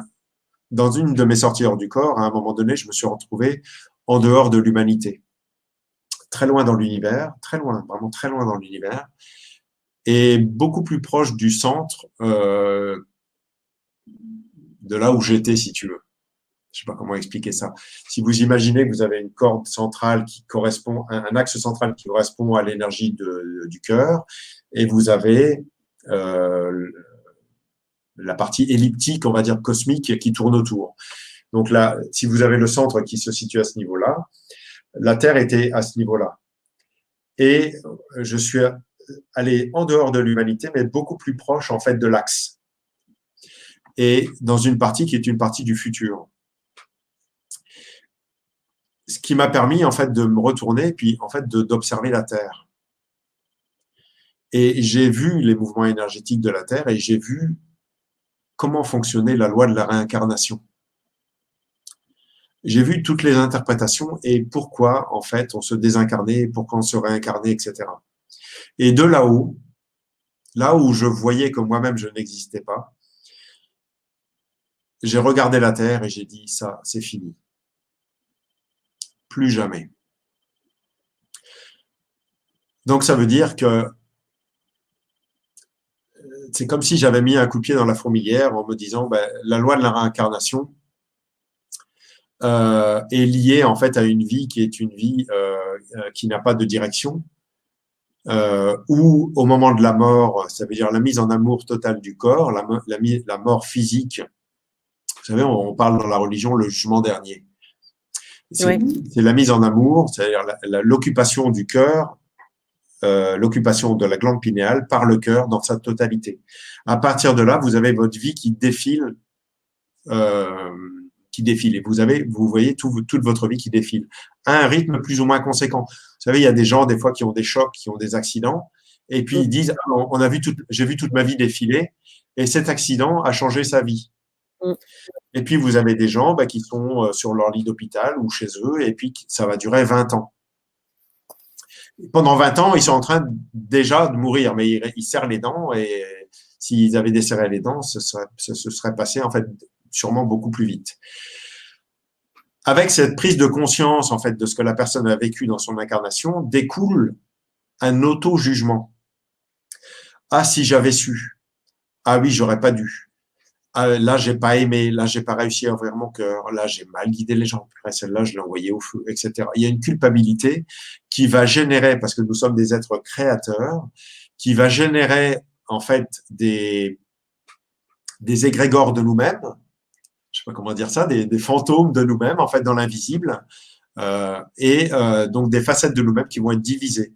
Il y a des facettes de nous qui vont peut-être aller dans les enfers parce que la culpabilité est conséquente, le jugement que l'on a sur ce que l'on a vécu est conséquent, d'autres qui vont partir au paradis, d'autres qui vont être enseignés sur des groupes d'étoiles ou pourquoi pas avec des bouddhistes ou avec des religieux ou avec un groupe. Voilà, enfin, il y a une multitude de choses, c'est en fait à l'infini. Et c'est une division en fait, c'est une défragmentation en fait de votre être qui se fait et qui se joue en fait depuis des générations et des générations. Et si aujourd'hui vous sentez, vous entendez que vous en avez marre en fait de vivre ça, eh ben il est peut-être temps pour vous dans cette vie en fait de tirer les enseignements des centaines ou des milliers de vies que vous avez déjà vécues. Mmh. Mmh. Et que aujourd'hui peut-être c'est le temps de l'action et de faire enfin quelque chose qui va faire que vous allez vivre cet amour qui est dénué de la vie et de la mort. Là où la vie et la mort n'existent pas. Quelque chose qui est intemporel, qui est, mais qui ne se nomme pas. Une réalité qu'on ne peut ni voir ni entendre. Mmh. Et qu'on peut, vibrer, Sentir sentir. que Ouais, l'on c'est peut ça. vivre. Oui, tout à fait. Mmh. Tout à fait. C'est un état, étonnamment, moi je ne dis pas que je le vis totalement, parce que sinon je ne serais pas en face de vous, donc j'ai des pensées, ça m'arrive, mais honnêtement, allez, entre 80 et 90% du temps, j'ai pas de pensée, en fait. Je suis dans un état d'amour juste et je vis la vie comme elle doit se jouer, en fait. Je fais les choses sans savoir. En même temps, je les vis en conscience. C'est-à-dire, je suis pas là en train d'observer ce que je fais, je le fais. Mmh. C'est-à-dire, je Mmh. suis un être d'action. Mmh. L'observateur est toujours externe. Si vous comprenez que l'observateur est externe de ce que vous êtes en train de faire. L'observateur n'est pas incarné, en fait. Waouh, puissant. Ah oui. Et Donc, c'est c'est et important pour la conscience de mmh. voir que quand vous vous parlez, quand vous observez votre corps et vous observez ce que vous vivez, c'est quelque chose qui est extérieur, qui est en train d'observer votre corps et ce qu'il a vécu. Et voir en train d'observer et de juger aussi d'autres niveaux de conscience. Ou de se raconter l'histoire du non-jugement. Mmh. Parce que c'est bien beau de nous dire, oui, il ne faut pas juger, etc. Mais si vous voyez quelque chose, tout amour que vous soyez, mais si vous voyez, je sais pas, quelqu'un qui est en train de violenter un enfant ou etc., vous allez voir si vous n'allez pas avoir du jugement. Vous n'allez pas rester à côté et à dire, non, je suis amour, je ne bouge pas. Vous allez bouger vos fesses et vous allez défendre la personne. Même le Dalai Lama, il le dit, moi, quand je me fais piquer par un moustique ou deux moustiques, au bas le troisième, je l'écrase, quoi. Tant pis pour le moustique, il n'a pas compris, quoi. Pourtant, j'ai parlé au débat des moustiques, mais vous voyez, ce que je veux dire, c'est que même quel que soit le niveau de conscience et le niveau de sainteté, en fait, de la personne, c'est pour ça que l'éveil n'a pas de fin, en fait. L'éveil est une tentative d'explication, en fait, de l'inconnu. J'ai eu la chance dans mes sorties, dans mes voyages hors du corps, et ça peut vous paraître très gros ce que je vous dis, mais honnêtement, je ne parle que de choses que j'ai vécues. Hein. Mmh. À un moment donné, je suis remonté dans le temps, dans mon travail intracellulaire. Et je suis remonté en fait à la cellule originelle, où j'ai vu vraiment de mes yeux la cellule originelle qui se divise en deux, etc. Donc dans l'eau. Et j'ai entendu, alors je ne peux pas dire ce que j'ai entendu, mais j'ai entendu quelque chose le verbe créateur. Vous voyez ce que c'est comme si j'avais entendu Dieu qui, avec son intention, en fait, a créé la division des cellules. J'ai Mmh. essayé de comprendre et d'entendre des mots précis, mais honnêtement, j'ai rien à vous dire là-dessus. J'ai senti qu'il y avait une intention, quoi. Mmh. Et comme ma conscience euh, était déjà bien ouverte, j'ai compris aussi que Dieu était déjà en fait une création qui découlait du vide, puisque Dieu, on peut le nommer. Si vous suivez ce que je suis en train de vous dire, Dieu, comme on arrive à nommer Dieu, Dieu est déjà une création. Même si elle est proche du vide, de ce vide plein qu'est cet amour inconditionnel, c'est la première création à travers un corps. Après, vous avez compris que ce Dieu, en fait, a différentes formes. Hein, il peut être Allah, ça peut être le vieux Dieu barbu. Si vous allez chez les Amérindiens, ben, ça va être la Pachamama, etc., etc. Vous voyez qu'en fonction des continents, en fait, ça va être un Dieu qui va être différent.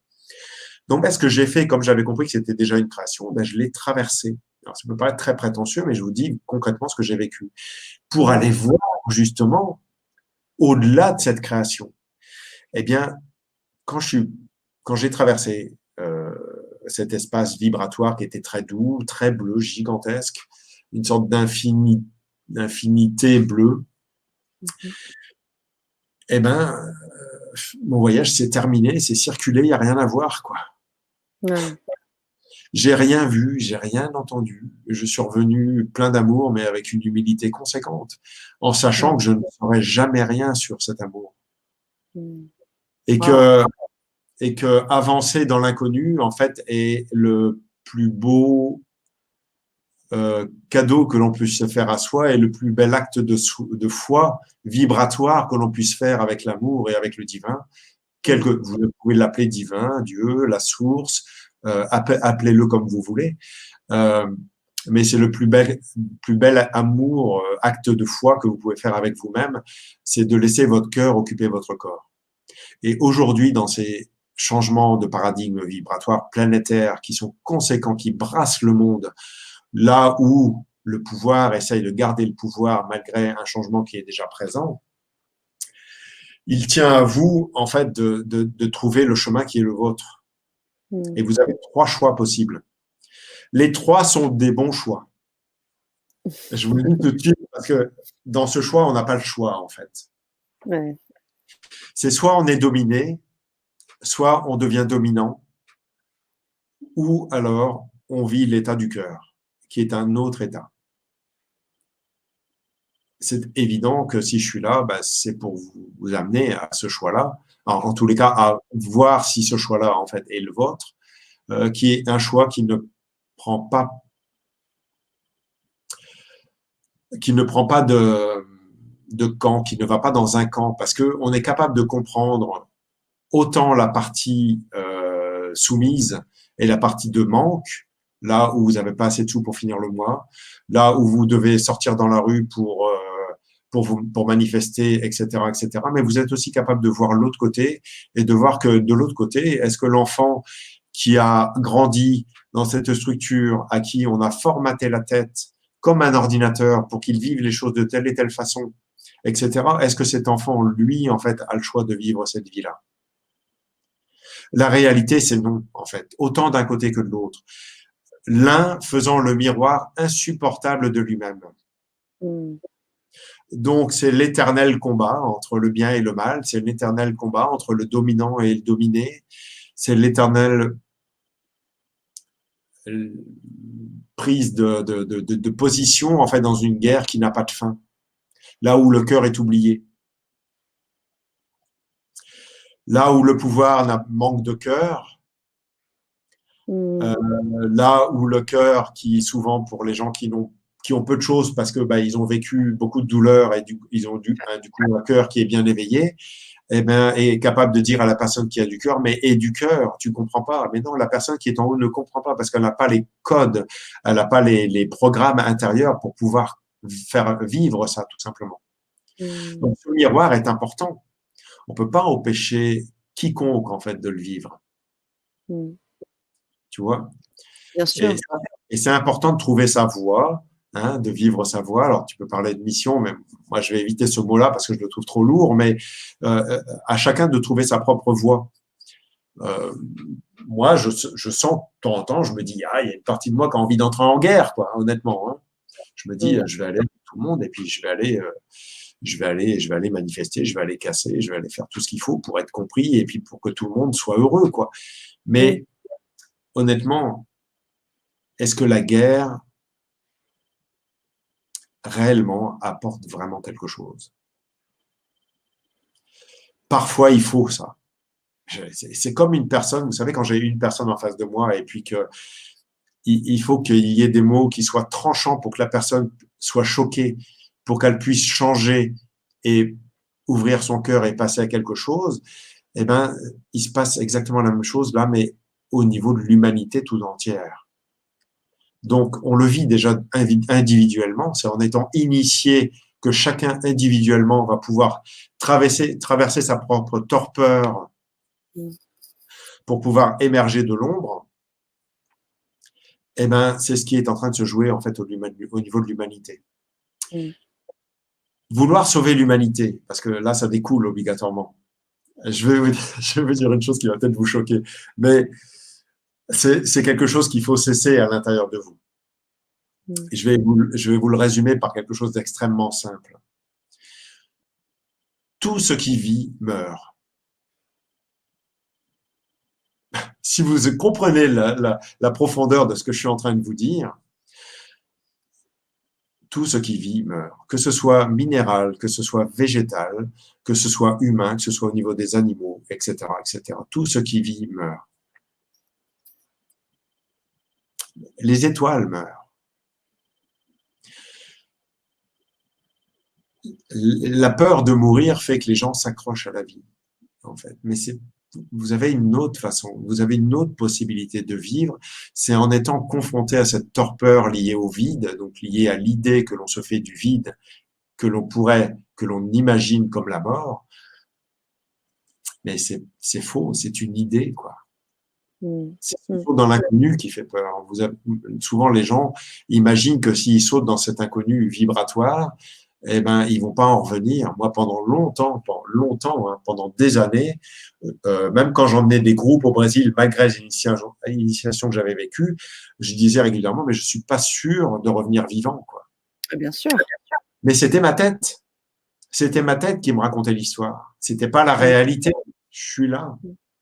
Je suis Mmh. là et bel et bien vivant, quoi. Très, très heureux d'être là.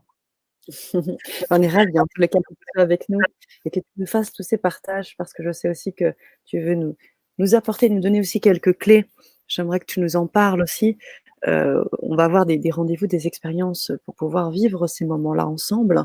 Heu, on aura trois temps ensemble sur LGC pour, les personnes qui le souhaitent et justement, je pense que tu vas rebondir sur un certain nombre de choses qui sont écrites aussi là, sur cette mise à jour des énergies positives et négatives actuelles pour, j'imagine, hein, donc réaliser cette unification dont tu parles dans le cœur. Tout à fait, tout à fait. Ça veut dire que le point de départ, de toute façon, le point de départ de toute action dans la vie, c'est le cœur. Mmh mh. Après, il va falloir, je mets des guillemets où il faut, hein, Ouais, bien il sûr. faut, oui, tout à fait. Mais J'entends. l'idée, je vais dire ça comme ça, pour mettre des gants, c'est en fait euh, la mise à jour, c'est pas une mise à jour comme un programme. C'est Mmh. juste le fait de la mise en conscience, en fait, de vos pensées positives et négatives. L'une étant l'opposé de l'autre. Pour cela, il faut comprendre, pour pouvoir faire ce mouvement, il faut comprendre comment fonctionne un être humain et comment fonctionne le mouvement de la dualité. Il suffit d'observer tout simplement le mouvement du yin et du yang, le symbole du yin et du yang. Mmh mh. Le noir n'existe pas sans le blanc. Si vous voulez faire un dessin, eh ben, c'est en mettant du noir que vous allez mettre en valeur le blanc et que l'ensemble, les deux, en fait, vont créer en fait un dessin sur lequel vous allez pouvoir reconnaître quelque chose. La partie obscure dans le blanc, dans la lumière, on peut dire que c'est le dogme et la croyance. Et la partie lumineuse, en fait, dans l'obscurité, on pourrait l'appeler le diable. Lucifer, vous savez, le porteur de lumière. Celui Mmh. qui a suffisamment d'amour pour mettre en lumière, en fait, ses propres ténèbres. Mmh. L'un, les deux d'ailleurs étant en interaction l'un avec l'autre, l'un n'existant pas sans l'autre. Donc la mise à jour, ça veut dire l'éveil, ça veut dire la mise en conscience en fait de ce que vous pensez, la façon dont vous vivez les choses, de façon positive et négative, donc les colères, les tristesses, euh, les élans excessifs, on va dire, d'espoir, Mmh. etc. Espoir, désespoir. Vous voyez ce que je veux dire? Quand vous avez Mmh mh. souvent beaucoup d'espoir et puis vous allez monter très très haut, et puis vous vous apercevez que vous étiez en train de vivre un grand rêve, et puis vous allez chuter dans le désespoir, etc. Donc le fait de, à travers ce que l'on va faire en fait vibratoirement, on va faire ressortir ça, la peur bien sûr, Mmh. le manque d'énergie. Hein, je l'ai mis volontairement en ce moment parce qu'il y a beaucoup de gens qui sont fatigués Carrément. euh, et je comprends bien. Mais en même temps, regardez cette fatigue comme quelque chose de tout à fait bénéfique. Parce que la fatigue va vous permettre aussi de vous abandonner. Par contre, vous abandonner ne dit pas abandonner. Mmh. Il s'agit de rester debout, donc d'être vivant sur ce point du cœur entre la vie et la mort. N'abandonnez jamais la vie, restez là. Même quand vous avez des idées qui sont négatives, qui vont vous entraîner.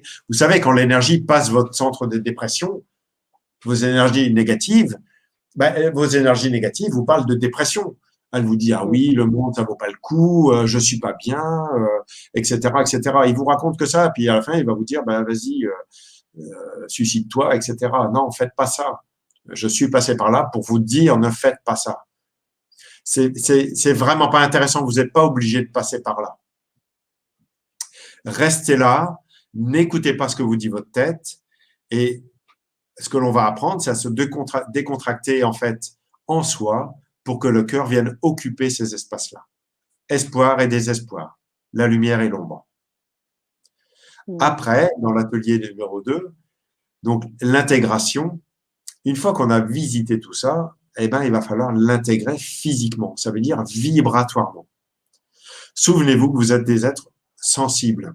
Nous sommes des êtres sensibles. Que ce soit en conscience ou pas, nous ressentons ce qui se passe. Nous savons ce qui se passe à la Terre, chez qui que ce soit. Eh bien, cette intégration des énergies qui peut-être vous dérangeaient avant parce qu'elles étaient négatives, c'est plus facile dans le positif, mais sauf que on peut être perché en fait sur son nuage à croire quelque chose. Il va y avoir une intégration corporelle en fait de ces énergies-là et du passage par le cœur. Et l'unification du cœur et de la conscience, ça veut dire qu'on va pas s'arrêter là. On va faire que le cœur vienne occuper la conscience dans la mesure de chacun, la mesure de l'événement, bien sûr. Donc, ça va être des changements de conscience et des changements de paradigme pour tous. Sincèrement, moi, j'ai l'habitude et je sais que ça se déroule. Des fois, c'est jusqu'à la dernière minute. Après, c'est en fonction de chacun. Ça va être des exercices qui vont durer 1h30, c'est ça? Oui. Voilà. Voilà. Donc, ça va être, on peut dire, c'est pas un avant-goût parce que c'est vrai que quand je fais des formations, ça dure 3 jours. Après, il y a les voyages qui durent 15 jours et 3 semaines. Donc, on pousse encore beaucoup plus loin, mais vous allez voir que en 1h30, même déjà là, pendant cette heure et demie où on est les uns avec les autres, il se passe déjà beaucoup de choses à l'intérieur de vous. Moi, je le sens. Il y a beaucoup de choses qui sont en train de se passer au niveau de la tête, beaucoup de dégagements qui sont en train de se faire. Il y a des douleurs dans le ventre, voilà, je le sens, ça bouge de partout et c'est pas grave.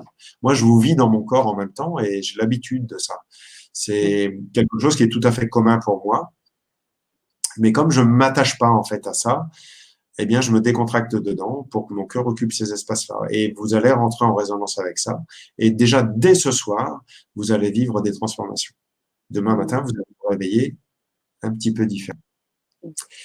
L'atelier numéro 3, comment continuer à vivre son axe de vie, donc le cœur grand ouvert et mettre en conscience et en action sa divinité. Eh bien, ça, c'est tout simplement réussir à valider en fait à l'intérieur de vous, c'est ressentir votre axe de vie. Donc, vous connaissez le caducée d'Hermès. Vous avez ce bâton de lumière qui est au milieu et vous avez après de chaque côté la Kundalini, donc Ida et Pingala, donc de chaque côté de la colonne vertébrale, le passé et le futur, donc votre karma qui est là. Ça, c'est le karma, les 2 serpents. Le passé et le futur qui se jouent autour du bâton. Donc, c'est déjà vous faire prendre conscience dans un premier temps, votre axe de vie, ça veut dire le bâton de lumière, qui est votre axe véritable, en fait.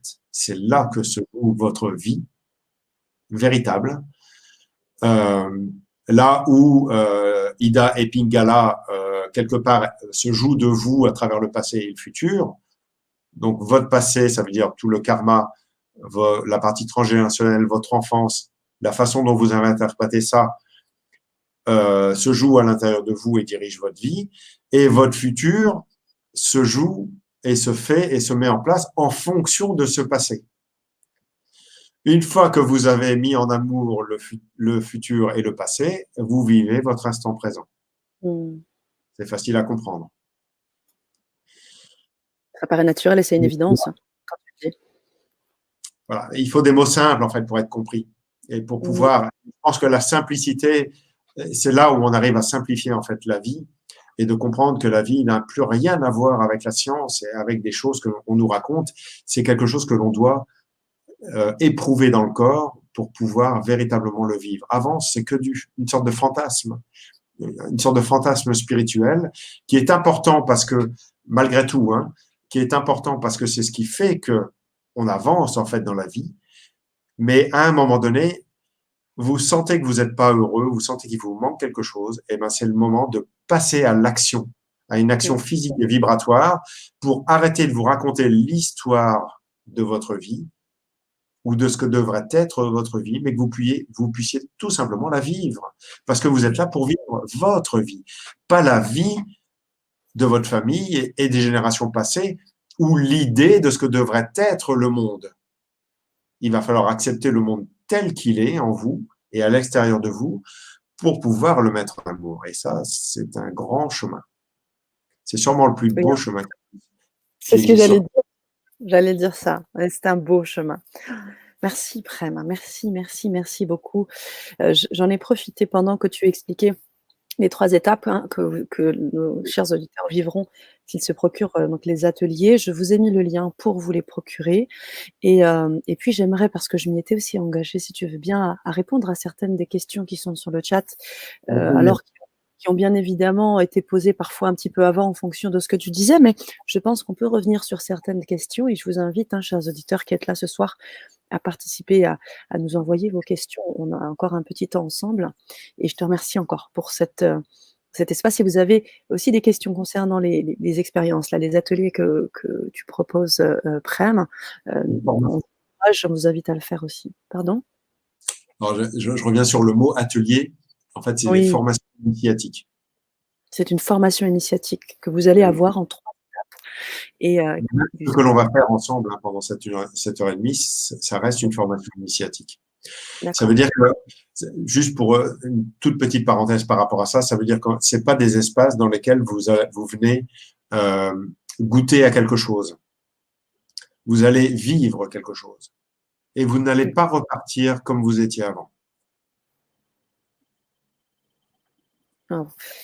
Ben, comme tu le dis, hein, déjà, je pense que ça remue beaucoup, hein. Chez moi, ça remue, je le sens aussi. Je pense qu'avec cette initiation, on va encore déployer des choses et vraiment, j'y vois beaucoup d'enrichissement. Donc merci, merci Prime, merci beaucoup. J'ai d'autres questions en même temps, je te parle et je lis plein de questions. Alors, pour être un peu équitable, je vais remonter un peu plus haut pour les personnes qui étaient déjà là depuis un moment. On est maintenant une centaine de personnes présentes ce soir. Et alors, au-delà de beaucoup de retours positifs, euh, j'aimerais revenir sur quelques questions. Alors oui, quand tu parlais des expériences hors du corps et de toutes ces choses que tu as décrites, c'est Laurence qui pose la question, avez-vous fait un samadhi? Je ne sais même pas ce que c'est. Alors précisez-nous, moi non plus. Alors peut-être Laurence, si vous êtes avec nous, faites-nous votre précision. Qu'est-ce qu'un samadhi?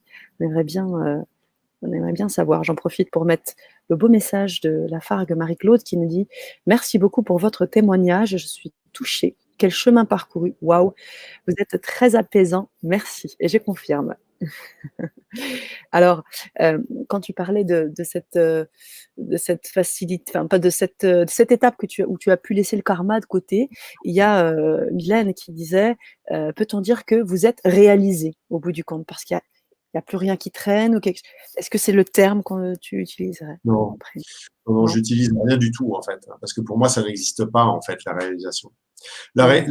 Tout mot en fait. Vous savez, euh, euh, il y a toujours des mots qui sont plus forts les uns que les autres pour se faire prévaloir en fait de quoi que ce soit par rapport à une idée spirituelle ou un avancement spirituel. Je vous avoue que moi je ne me définis pas quoi. Je, je, je, je serais incapable de dire ça.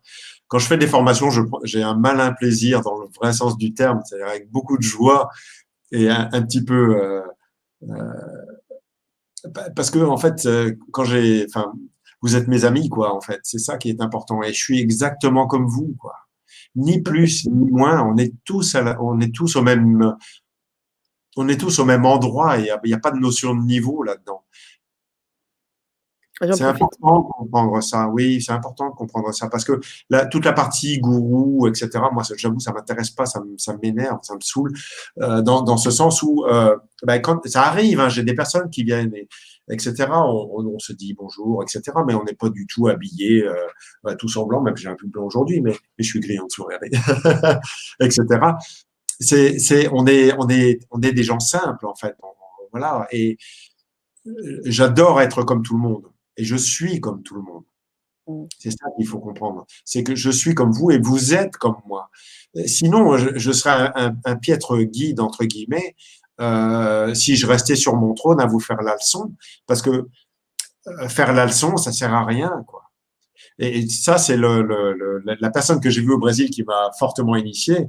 Euh, quand je voulais des explications, on passait à la pratique, quoi. Bah Il y oui. avait pas, il y avait pas de mots, quoi. C'était silence total et on passait à la pratique. Et j'ai appris que le silence, en fait, le silence est d'or, mais juste euh, est précieux alors parfois les paroles sont indispensables pour déconstruire la tête, pour satisfaire la spiritualité, pour aussi la déconstruire, etc., etc. Mais il y a des moments de silence, de méditation qui sont euh, extrêmement puissants, euh, tellement cet amour est présent, avec tellement de bienveillance. Euh, je, cette condescendance, parce qu'il y a une condescendance dans l'état d'éveil de penser qu'on est le maître on est le maître de rien du tout. On ne se maîtrise même pas soi. Mm. Moi, tout ce que j'ai vécu dans ma vie, c'est malgré moi. Aujourd'hui, je serais complètement stupide d'imaginer que je suis un maître. Mm. C'est pas Mm. pensable. Je serais pas honnête. Et ça, c'est pas jouable. Ça, c'est pas envisageable pour moi de pas être intègre. Donc, non, Merci. non, en fait, je ne suis rien du tout et ça me va très bien. Merci en tout cas pour cette authenticité. Voilà, moi, je vous Merci. aime et ça me suffit. Nous aussi, on t'aime. Nous aussi. Merci pour tout cet amour. Je continue sur les questions parce que ça défile et plus j'ai laissé cet espace. Là, on a d'autres commentaires qui arrivent. Isra, alors je pense que tu as répondu à cette question, mais elle est double. La première, c'est quand on parle du cœur, où cela se situe? Tu en as un petit peu parlé tout à l'heure. Et quelle est la nature du cœur? Est-ce qu'on peut répondre à cette double question d'Isra, s'il te plaît? Alors, quelle est la nature du cœur? J'ai aucune réponse à vous donner. Mhm. Je n'ai aucune, mais vraiment zéro information, même pas un début de mot sur la tentative d'explication. C'est Mhm. l'inconnu. Même le mot, quelque part, est déjà faux. Euh, et la question d'avant, c'était Et où se situe le cœur? Tu précisais. alors, Où est-ce que je corporellement, physiquement, le chakra du cœur se situe entre les tétons, là, voilà, entre les seins. Après, je vais vous dire, le cœur, c'est votre corps. Votre corps est votre cœur. À partir du moment, ah, l'enseignement peut durer tellement longtemps.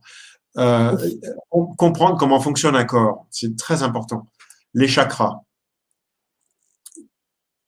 Les chakras, qu'est-ce que c'est? Les chakras, c'est la division en fait de vous-même.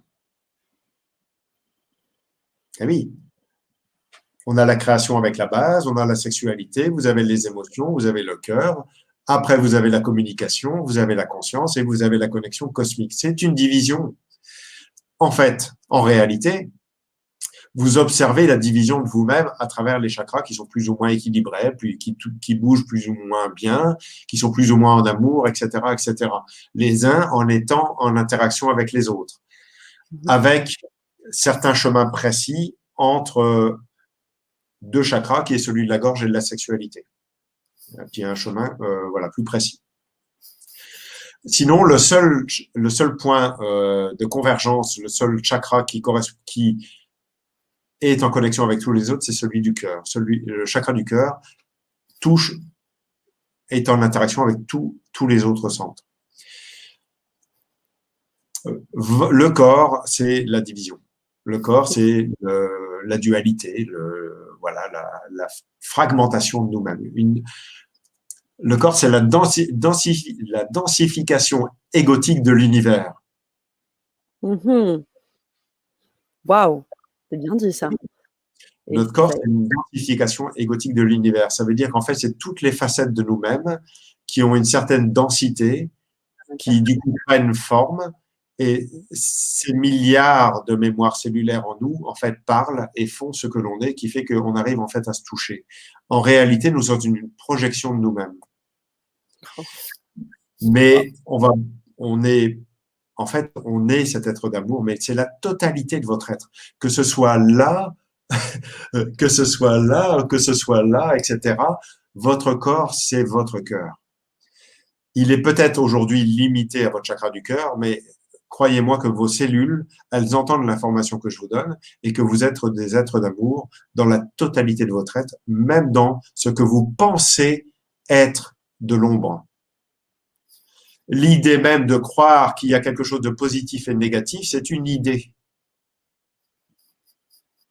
Mm. Vous ne pouvez pas sortir, vous ne pouvez pas passer de l'ombre à la lumière tant que vous pensez que l'ombre est négative. Vous devez savoir ce qu'est l'ombre, vous devez la regarder dans les yeux et vous devez la diriger vers le cœur.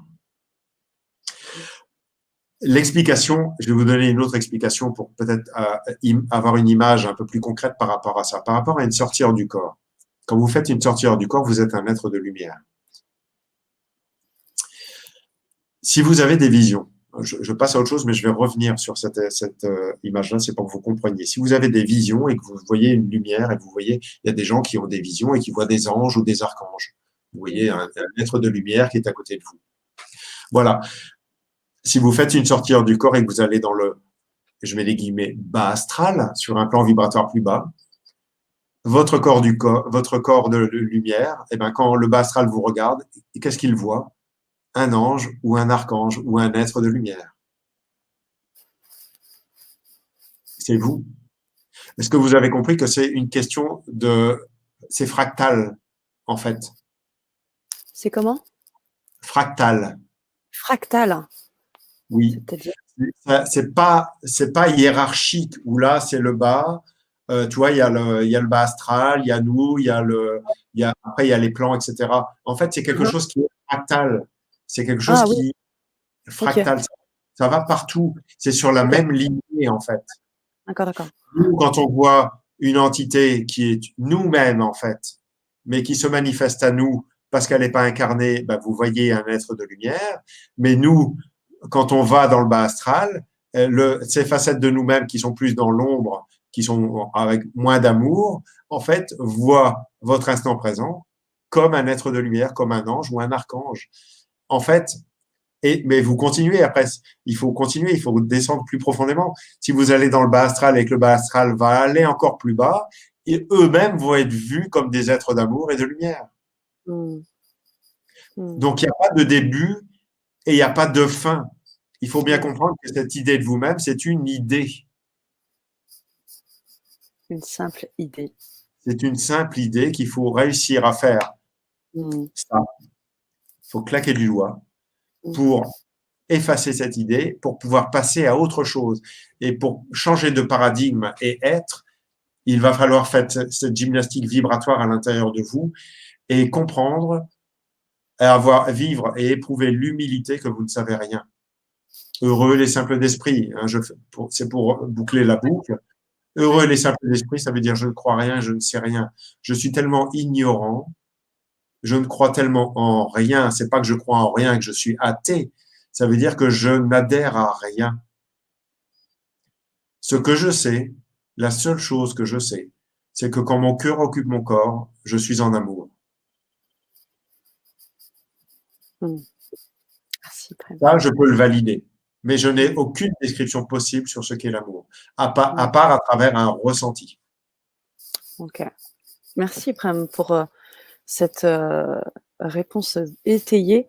Et je voulais aussi te partager la question de Sam Service. Lorsque tu as fait tes voyages, as-tu vu ta Merkaba quand tu as vu la Terre et tu as parlé de cette limite et tout ça?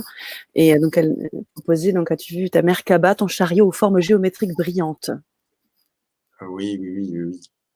Oui, Mais, bonne question. je vais faire plaisir à Sam Service. D'accord. Euh, pendant une méditation, j'ai été initié au corps diamant. Je ne sais pas si vous connaissez le corps diamant, c'est ce on peut appeler le Merkaba. Et pendant une méditation, après cette initiation qui a duré 1 an, euh, en fait, il s'est déroulé la même chose que je vous expliquais, où ça bouge un petit peu dans le subtil, assez proche de moi. Puis d'un seul coup, c'est le calme. Et là est apparu en fait un œuf, mais c'est créé en fait un œuf autour de moi, mais c'est un œuf doré. C'est pas un œuf blanc. Donc, on pourrait dire un œuf d'or, je ne sais pas comment dire ça, doré, brillant, lumineux, comme de la lumière, quoi. Et j'ai tout de suite compris que j'allais disparaître, en fait, physiquement. Donc, j'ai compris aussi que mon corps, c'était mon vaisseau. C'était mon vaisseau spatial, quoi.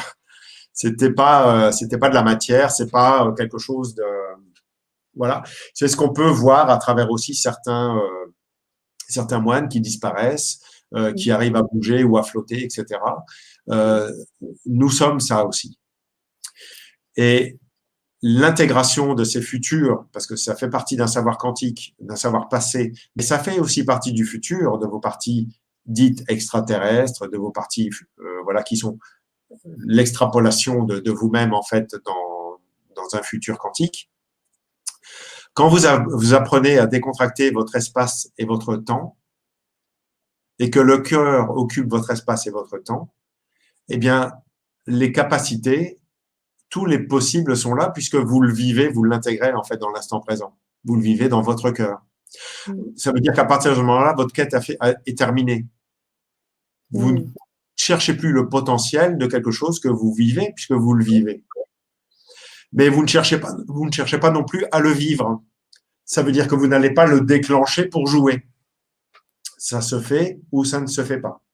Donc oui, j'ai vu ma Merkaba, je l'ai vécu et je l'ai vu même sous différentes formes. En sachant que le Merkaba est un modèle, chacun a un modèle unique. Bien sûr. Moi j'ai vu le mien très concrètement, je sais exactement à quoi il ressemble, même dans la matière. C'est une fusion entre du métal et du cristal. Ok. Merci, Prem. Extrêmement dur, une vibration qui fait dissoudre les os, qui fait changer la structure osseuse des personnes. C'est ce que je fais aussi avec des sons, ou c'est ce qui se passe aussi là quand je suis en face de vous. Il y a une déconstruction, quelque chose qui vibre extrêmement vite, extrêmement fort, qui est extrêmement dur, en même temps très lumineux et extrêmement rapide. Ok. Wow. Pas besoin de bouger pour ça. C'est vrai, c'est vrai. Alors, on en avait d'autres partages, de retours aussi positifs, plein de cœur et puis, j'aimerais prendre peut-être une dernière question qui nous dit Didier, le veilleur. Est-ce que le cœur aujourd'hui peut parler à l'esprit? Il propose. Et la question se pose surtout, mais qu'est-ce que c'est que l'esprit? Alors, je vais faire une réponse à Didier de plus large, en fait. Je crois pour à nouveau simplifier les choses et que vous ayez une dimension peut-être un peu plus grande que celle-ci, non pas qu'elle soit fausse. Hein. Bien sûr, le cœur peut parler à l'esprit. Mais de la globalité, je vais vous dire que l'esprit est déjà une création. L'esprit est déjà l'émergence, une sorte d'égrégore en fait de vous-même, quelque part, qui a sa propre expérience et qui attend que le cœur lui parle pour pouvoir le guider. Ben, peut-être que l'esprit aujourd'hui est en mesure de se décontracter et d'être occupé par le cœur. À partir de ce moment-là, il ne se posera plus la question parce qu'il sera le cœur.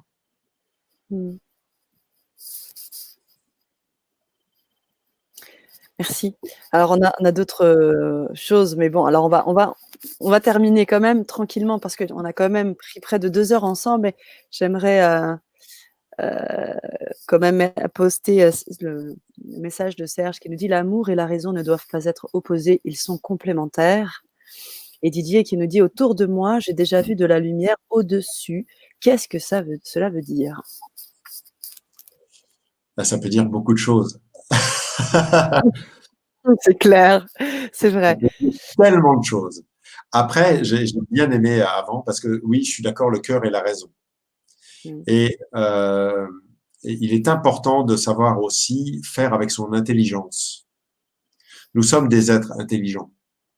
Non, rien à voir avec l'ego, hein. C'est juste que à l'intérieur de vous, là, c'est vraiment bien fait, en fait. Même si vous pensez que vous n'êtes pas ceci ou vous n'êtes pas cela. Pendant très longtemps, euh, pendant très longtemps, j'ai cru que j'étais bête. Mais vraiment, hein, ça m'a tenu jusqu'à, allez, il y a une petite dizaine d'années. Mmh. Et eh ben, le cœur a résolu la problématique pour moi, en fait. C'est juste qu'il y avait un endroit en moi qui n'était pas occupé par le cœur. Aujourd'hui, je crois, enfin, c'est une idée qui ne me vient pas, en fait. Mais par contre, j'arrive à faire que le cheminement de ma tête, en fait, soit occupé par le cœur. Quelqu'un qui vit dans le cœur, c'est super. Quelqu'un qui vit dans le cœur en conscience, c'est super, super. Je vais dire ça comme ça. Je le dis volontairement pour que vous compreniez ce que je suis en train de vous dire. Quelqu'un qui est intelligent, mais qui ne vit pas dans le cœur, il peut se servir du cœur à ses propres fins. Aujourd'hui, très clairement, il y a beaucoup d'enseignants qui sont très intelligents et qui se servent du cœur à bénéfice. Entendez comme vous l'entendez.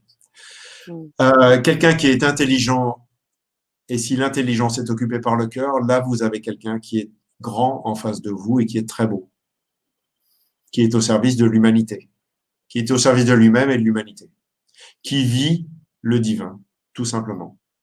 Le corps, c'est le mouvement, le cœur, c'est le vide. Donc le corps met en mouvement le vide. Il faut œuvrer tout simplement pour que le cœur occupe l'ensemble de notre corps. Si vous comprenez cette phrase simple, vous n'avez plus qu'à passer à l'action. Mmh. De toute façon, c'est ce que l'on fait. Mmh. C'est vrai, c'est vrai. Merci, Prem. Merci, merci encore infiniment. Chers auditeurs aussi, je vous remercie pour vos présences et pour tous vos partages. Ça a été vraiment un moment très, très, très fort et je pense que comme tu l'as très bien dit, je pense que ça va encore vibrer demain au réveil et ça va encore continuer et j'ai hâte de commencer, cette initiation sur la plateforme LGC. Alors j'ai mis, hein, les petits liens, pour pouvoir nous rejoindre. Sur cette initiation que tu proposes en 3 étapes sur LGC, en exclusivité aussi pour nous, pour vous et j'espère, vous revoir nombreux sur ce temps. Prem, j'ai l'habitude de laisser le mot de la fin aux intervenants. Je te redis encore un grand merci. Je vous dis également un grand, grand, grand merci. On a encore d'autres questions, mais je pense que vous savez que cette Vibra conférence va être aussi mise en replay. Donc, vous pouvez apposer des petits commentaires en replay. On pourra aussi les regarder et y répondre en espérant qu'ils ne soient pas non plus des milliers parce qu'on ne peut pas non plus répondre à tout le monde. Mais voilà, on essaiera de faire au mieux, Prem et moi, de ce côté-ci. Et je vous invite aussi à partager parce que c'est aussi un message ce soir, à partager cette vidéo autant que vous le pensez être important et pour les personnes qui ne sont pas encore abonnées à cette chaîne, je vous le conseille. Voilà, vivement. Je laisse le mot de la fin, Fran. Déjà, merci, merci Sana, merci au grand changement de m'accueillir à nouveau. Merci à vous d'être présent et d'avoir répondu à cet espace vibratoire qui est important. On vit des temps qui sont charnières en fait dans l'histoire de l'humanité. J'espère que vous comprenez que euh, c'est pas juste un petit truc quoi qui est en train de se jouer. Voilà, donc c'est important. Euh, alors des gens comme moi, on intervient. En tous les cas, on est présent pour ceux qui le souhaitent, hein, pour que chacun puisse trouver sa propre voie, sa véritable voie, et qu'elle soit pas sous le joug de choses qui n'ont rien à voir avec l'amour de qui ils sont. Ça va très très vite. Honnêtement, ça va très très vite. On n'a rien pu prévoir cette année que des choses, des fois 15 jours à l'avance. Hein. On a toujours eu du monde, mais ça a été 15 jours à l'avance. Okay. Voilà. Tellement on est dans l'instant présent, c'était pas possible. Hein. Mais tout le monde est au courant, donc les gens viennent. Voilà, on fait presque ça le comble à chaque fois, mais voilà, ça se fait. Et Voilà, soyez présent, ne vous laissez pas embarquer. En tous les cas, ça va être mon conseil principal. Prenez du temps pour méditer. Euh, Passer à l'action. Parfois, il faut passer à l'action aussi. Hein, Mmh. ça fait aussi. Moi, je passe à l'action quand je suis avec vous. C'est mon action à moi. Mon action à moi, c'est celle-ci en fait. C'est pas d'être dehors, mais ça peut aussi être cet espace-là. Ça peut aussi ne pas l'être. Il n'y a pas de problème. Euh, N'oubliez pas que vous êtes des êtres d'amour. Ressentez ça à l'intérieur de vous. Expérimentez. Prenez du temps pour méditer, c'est vraiment important. Apprenez à méditer correctement. Je sais, il me semble qu'il y a des choses, il y a peut-être même une méditation sur mon site internet. Les gens pourront aussi regarder. Il y a des Tout à fait. possibilités. Il y a d'autres interviews aussi. Voilà, il y a pas mal de choses. Et voilà, prenez soin de vous. Et puis on se voit très très bientôt. Merci, merci. Je n'en dis plus et je poste les retours.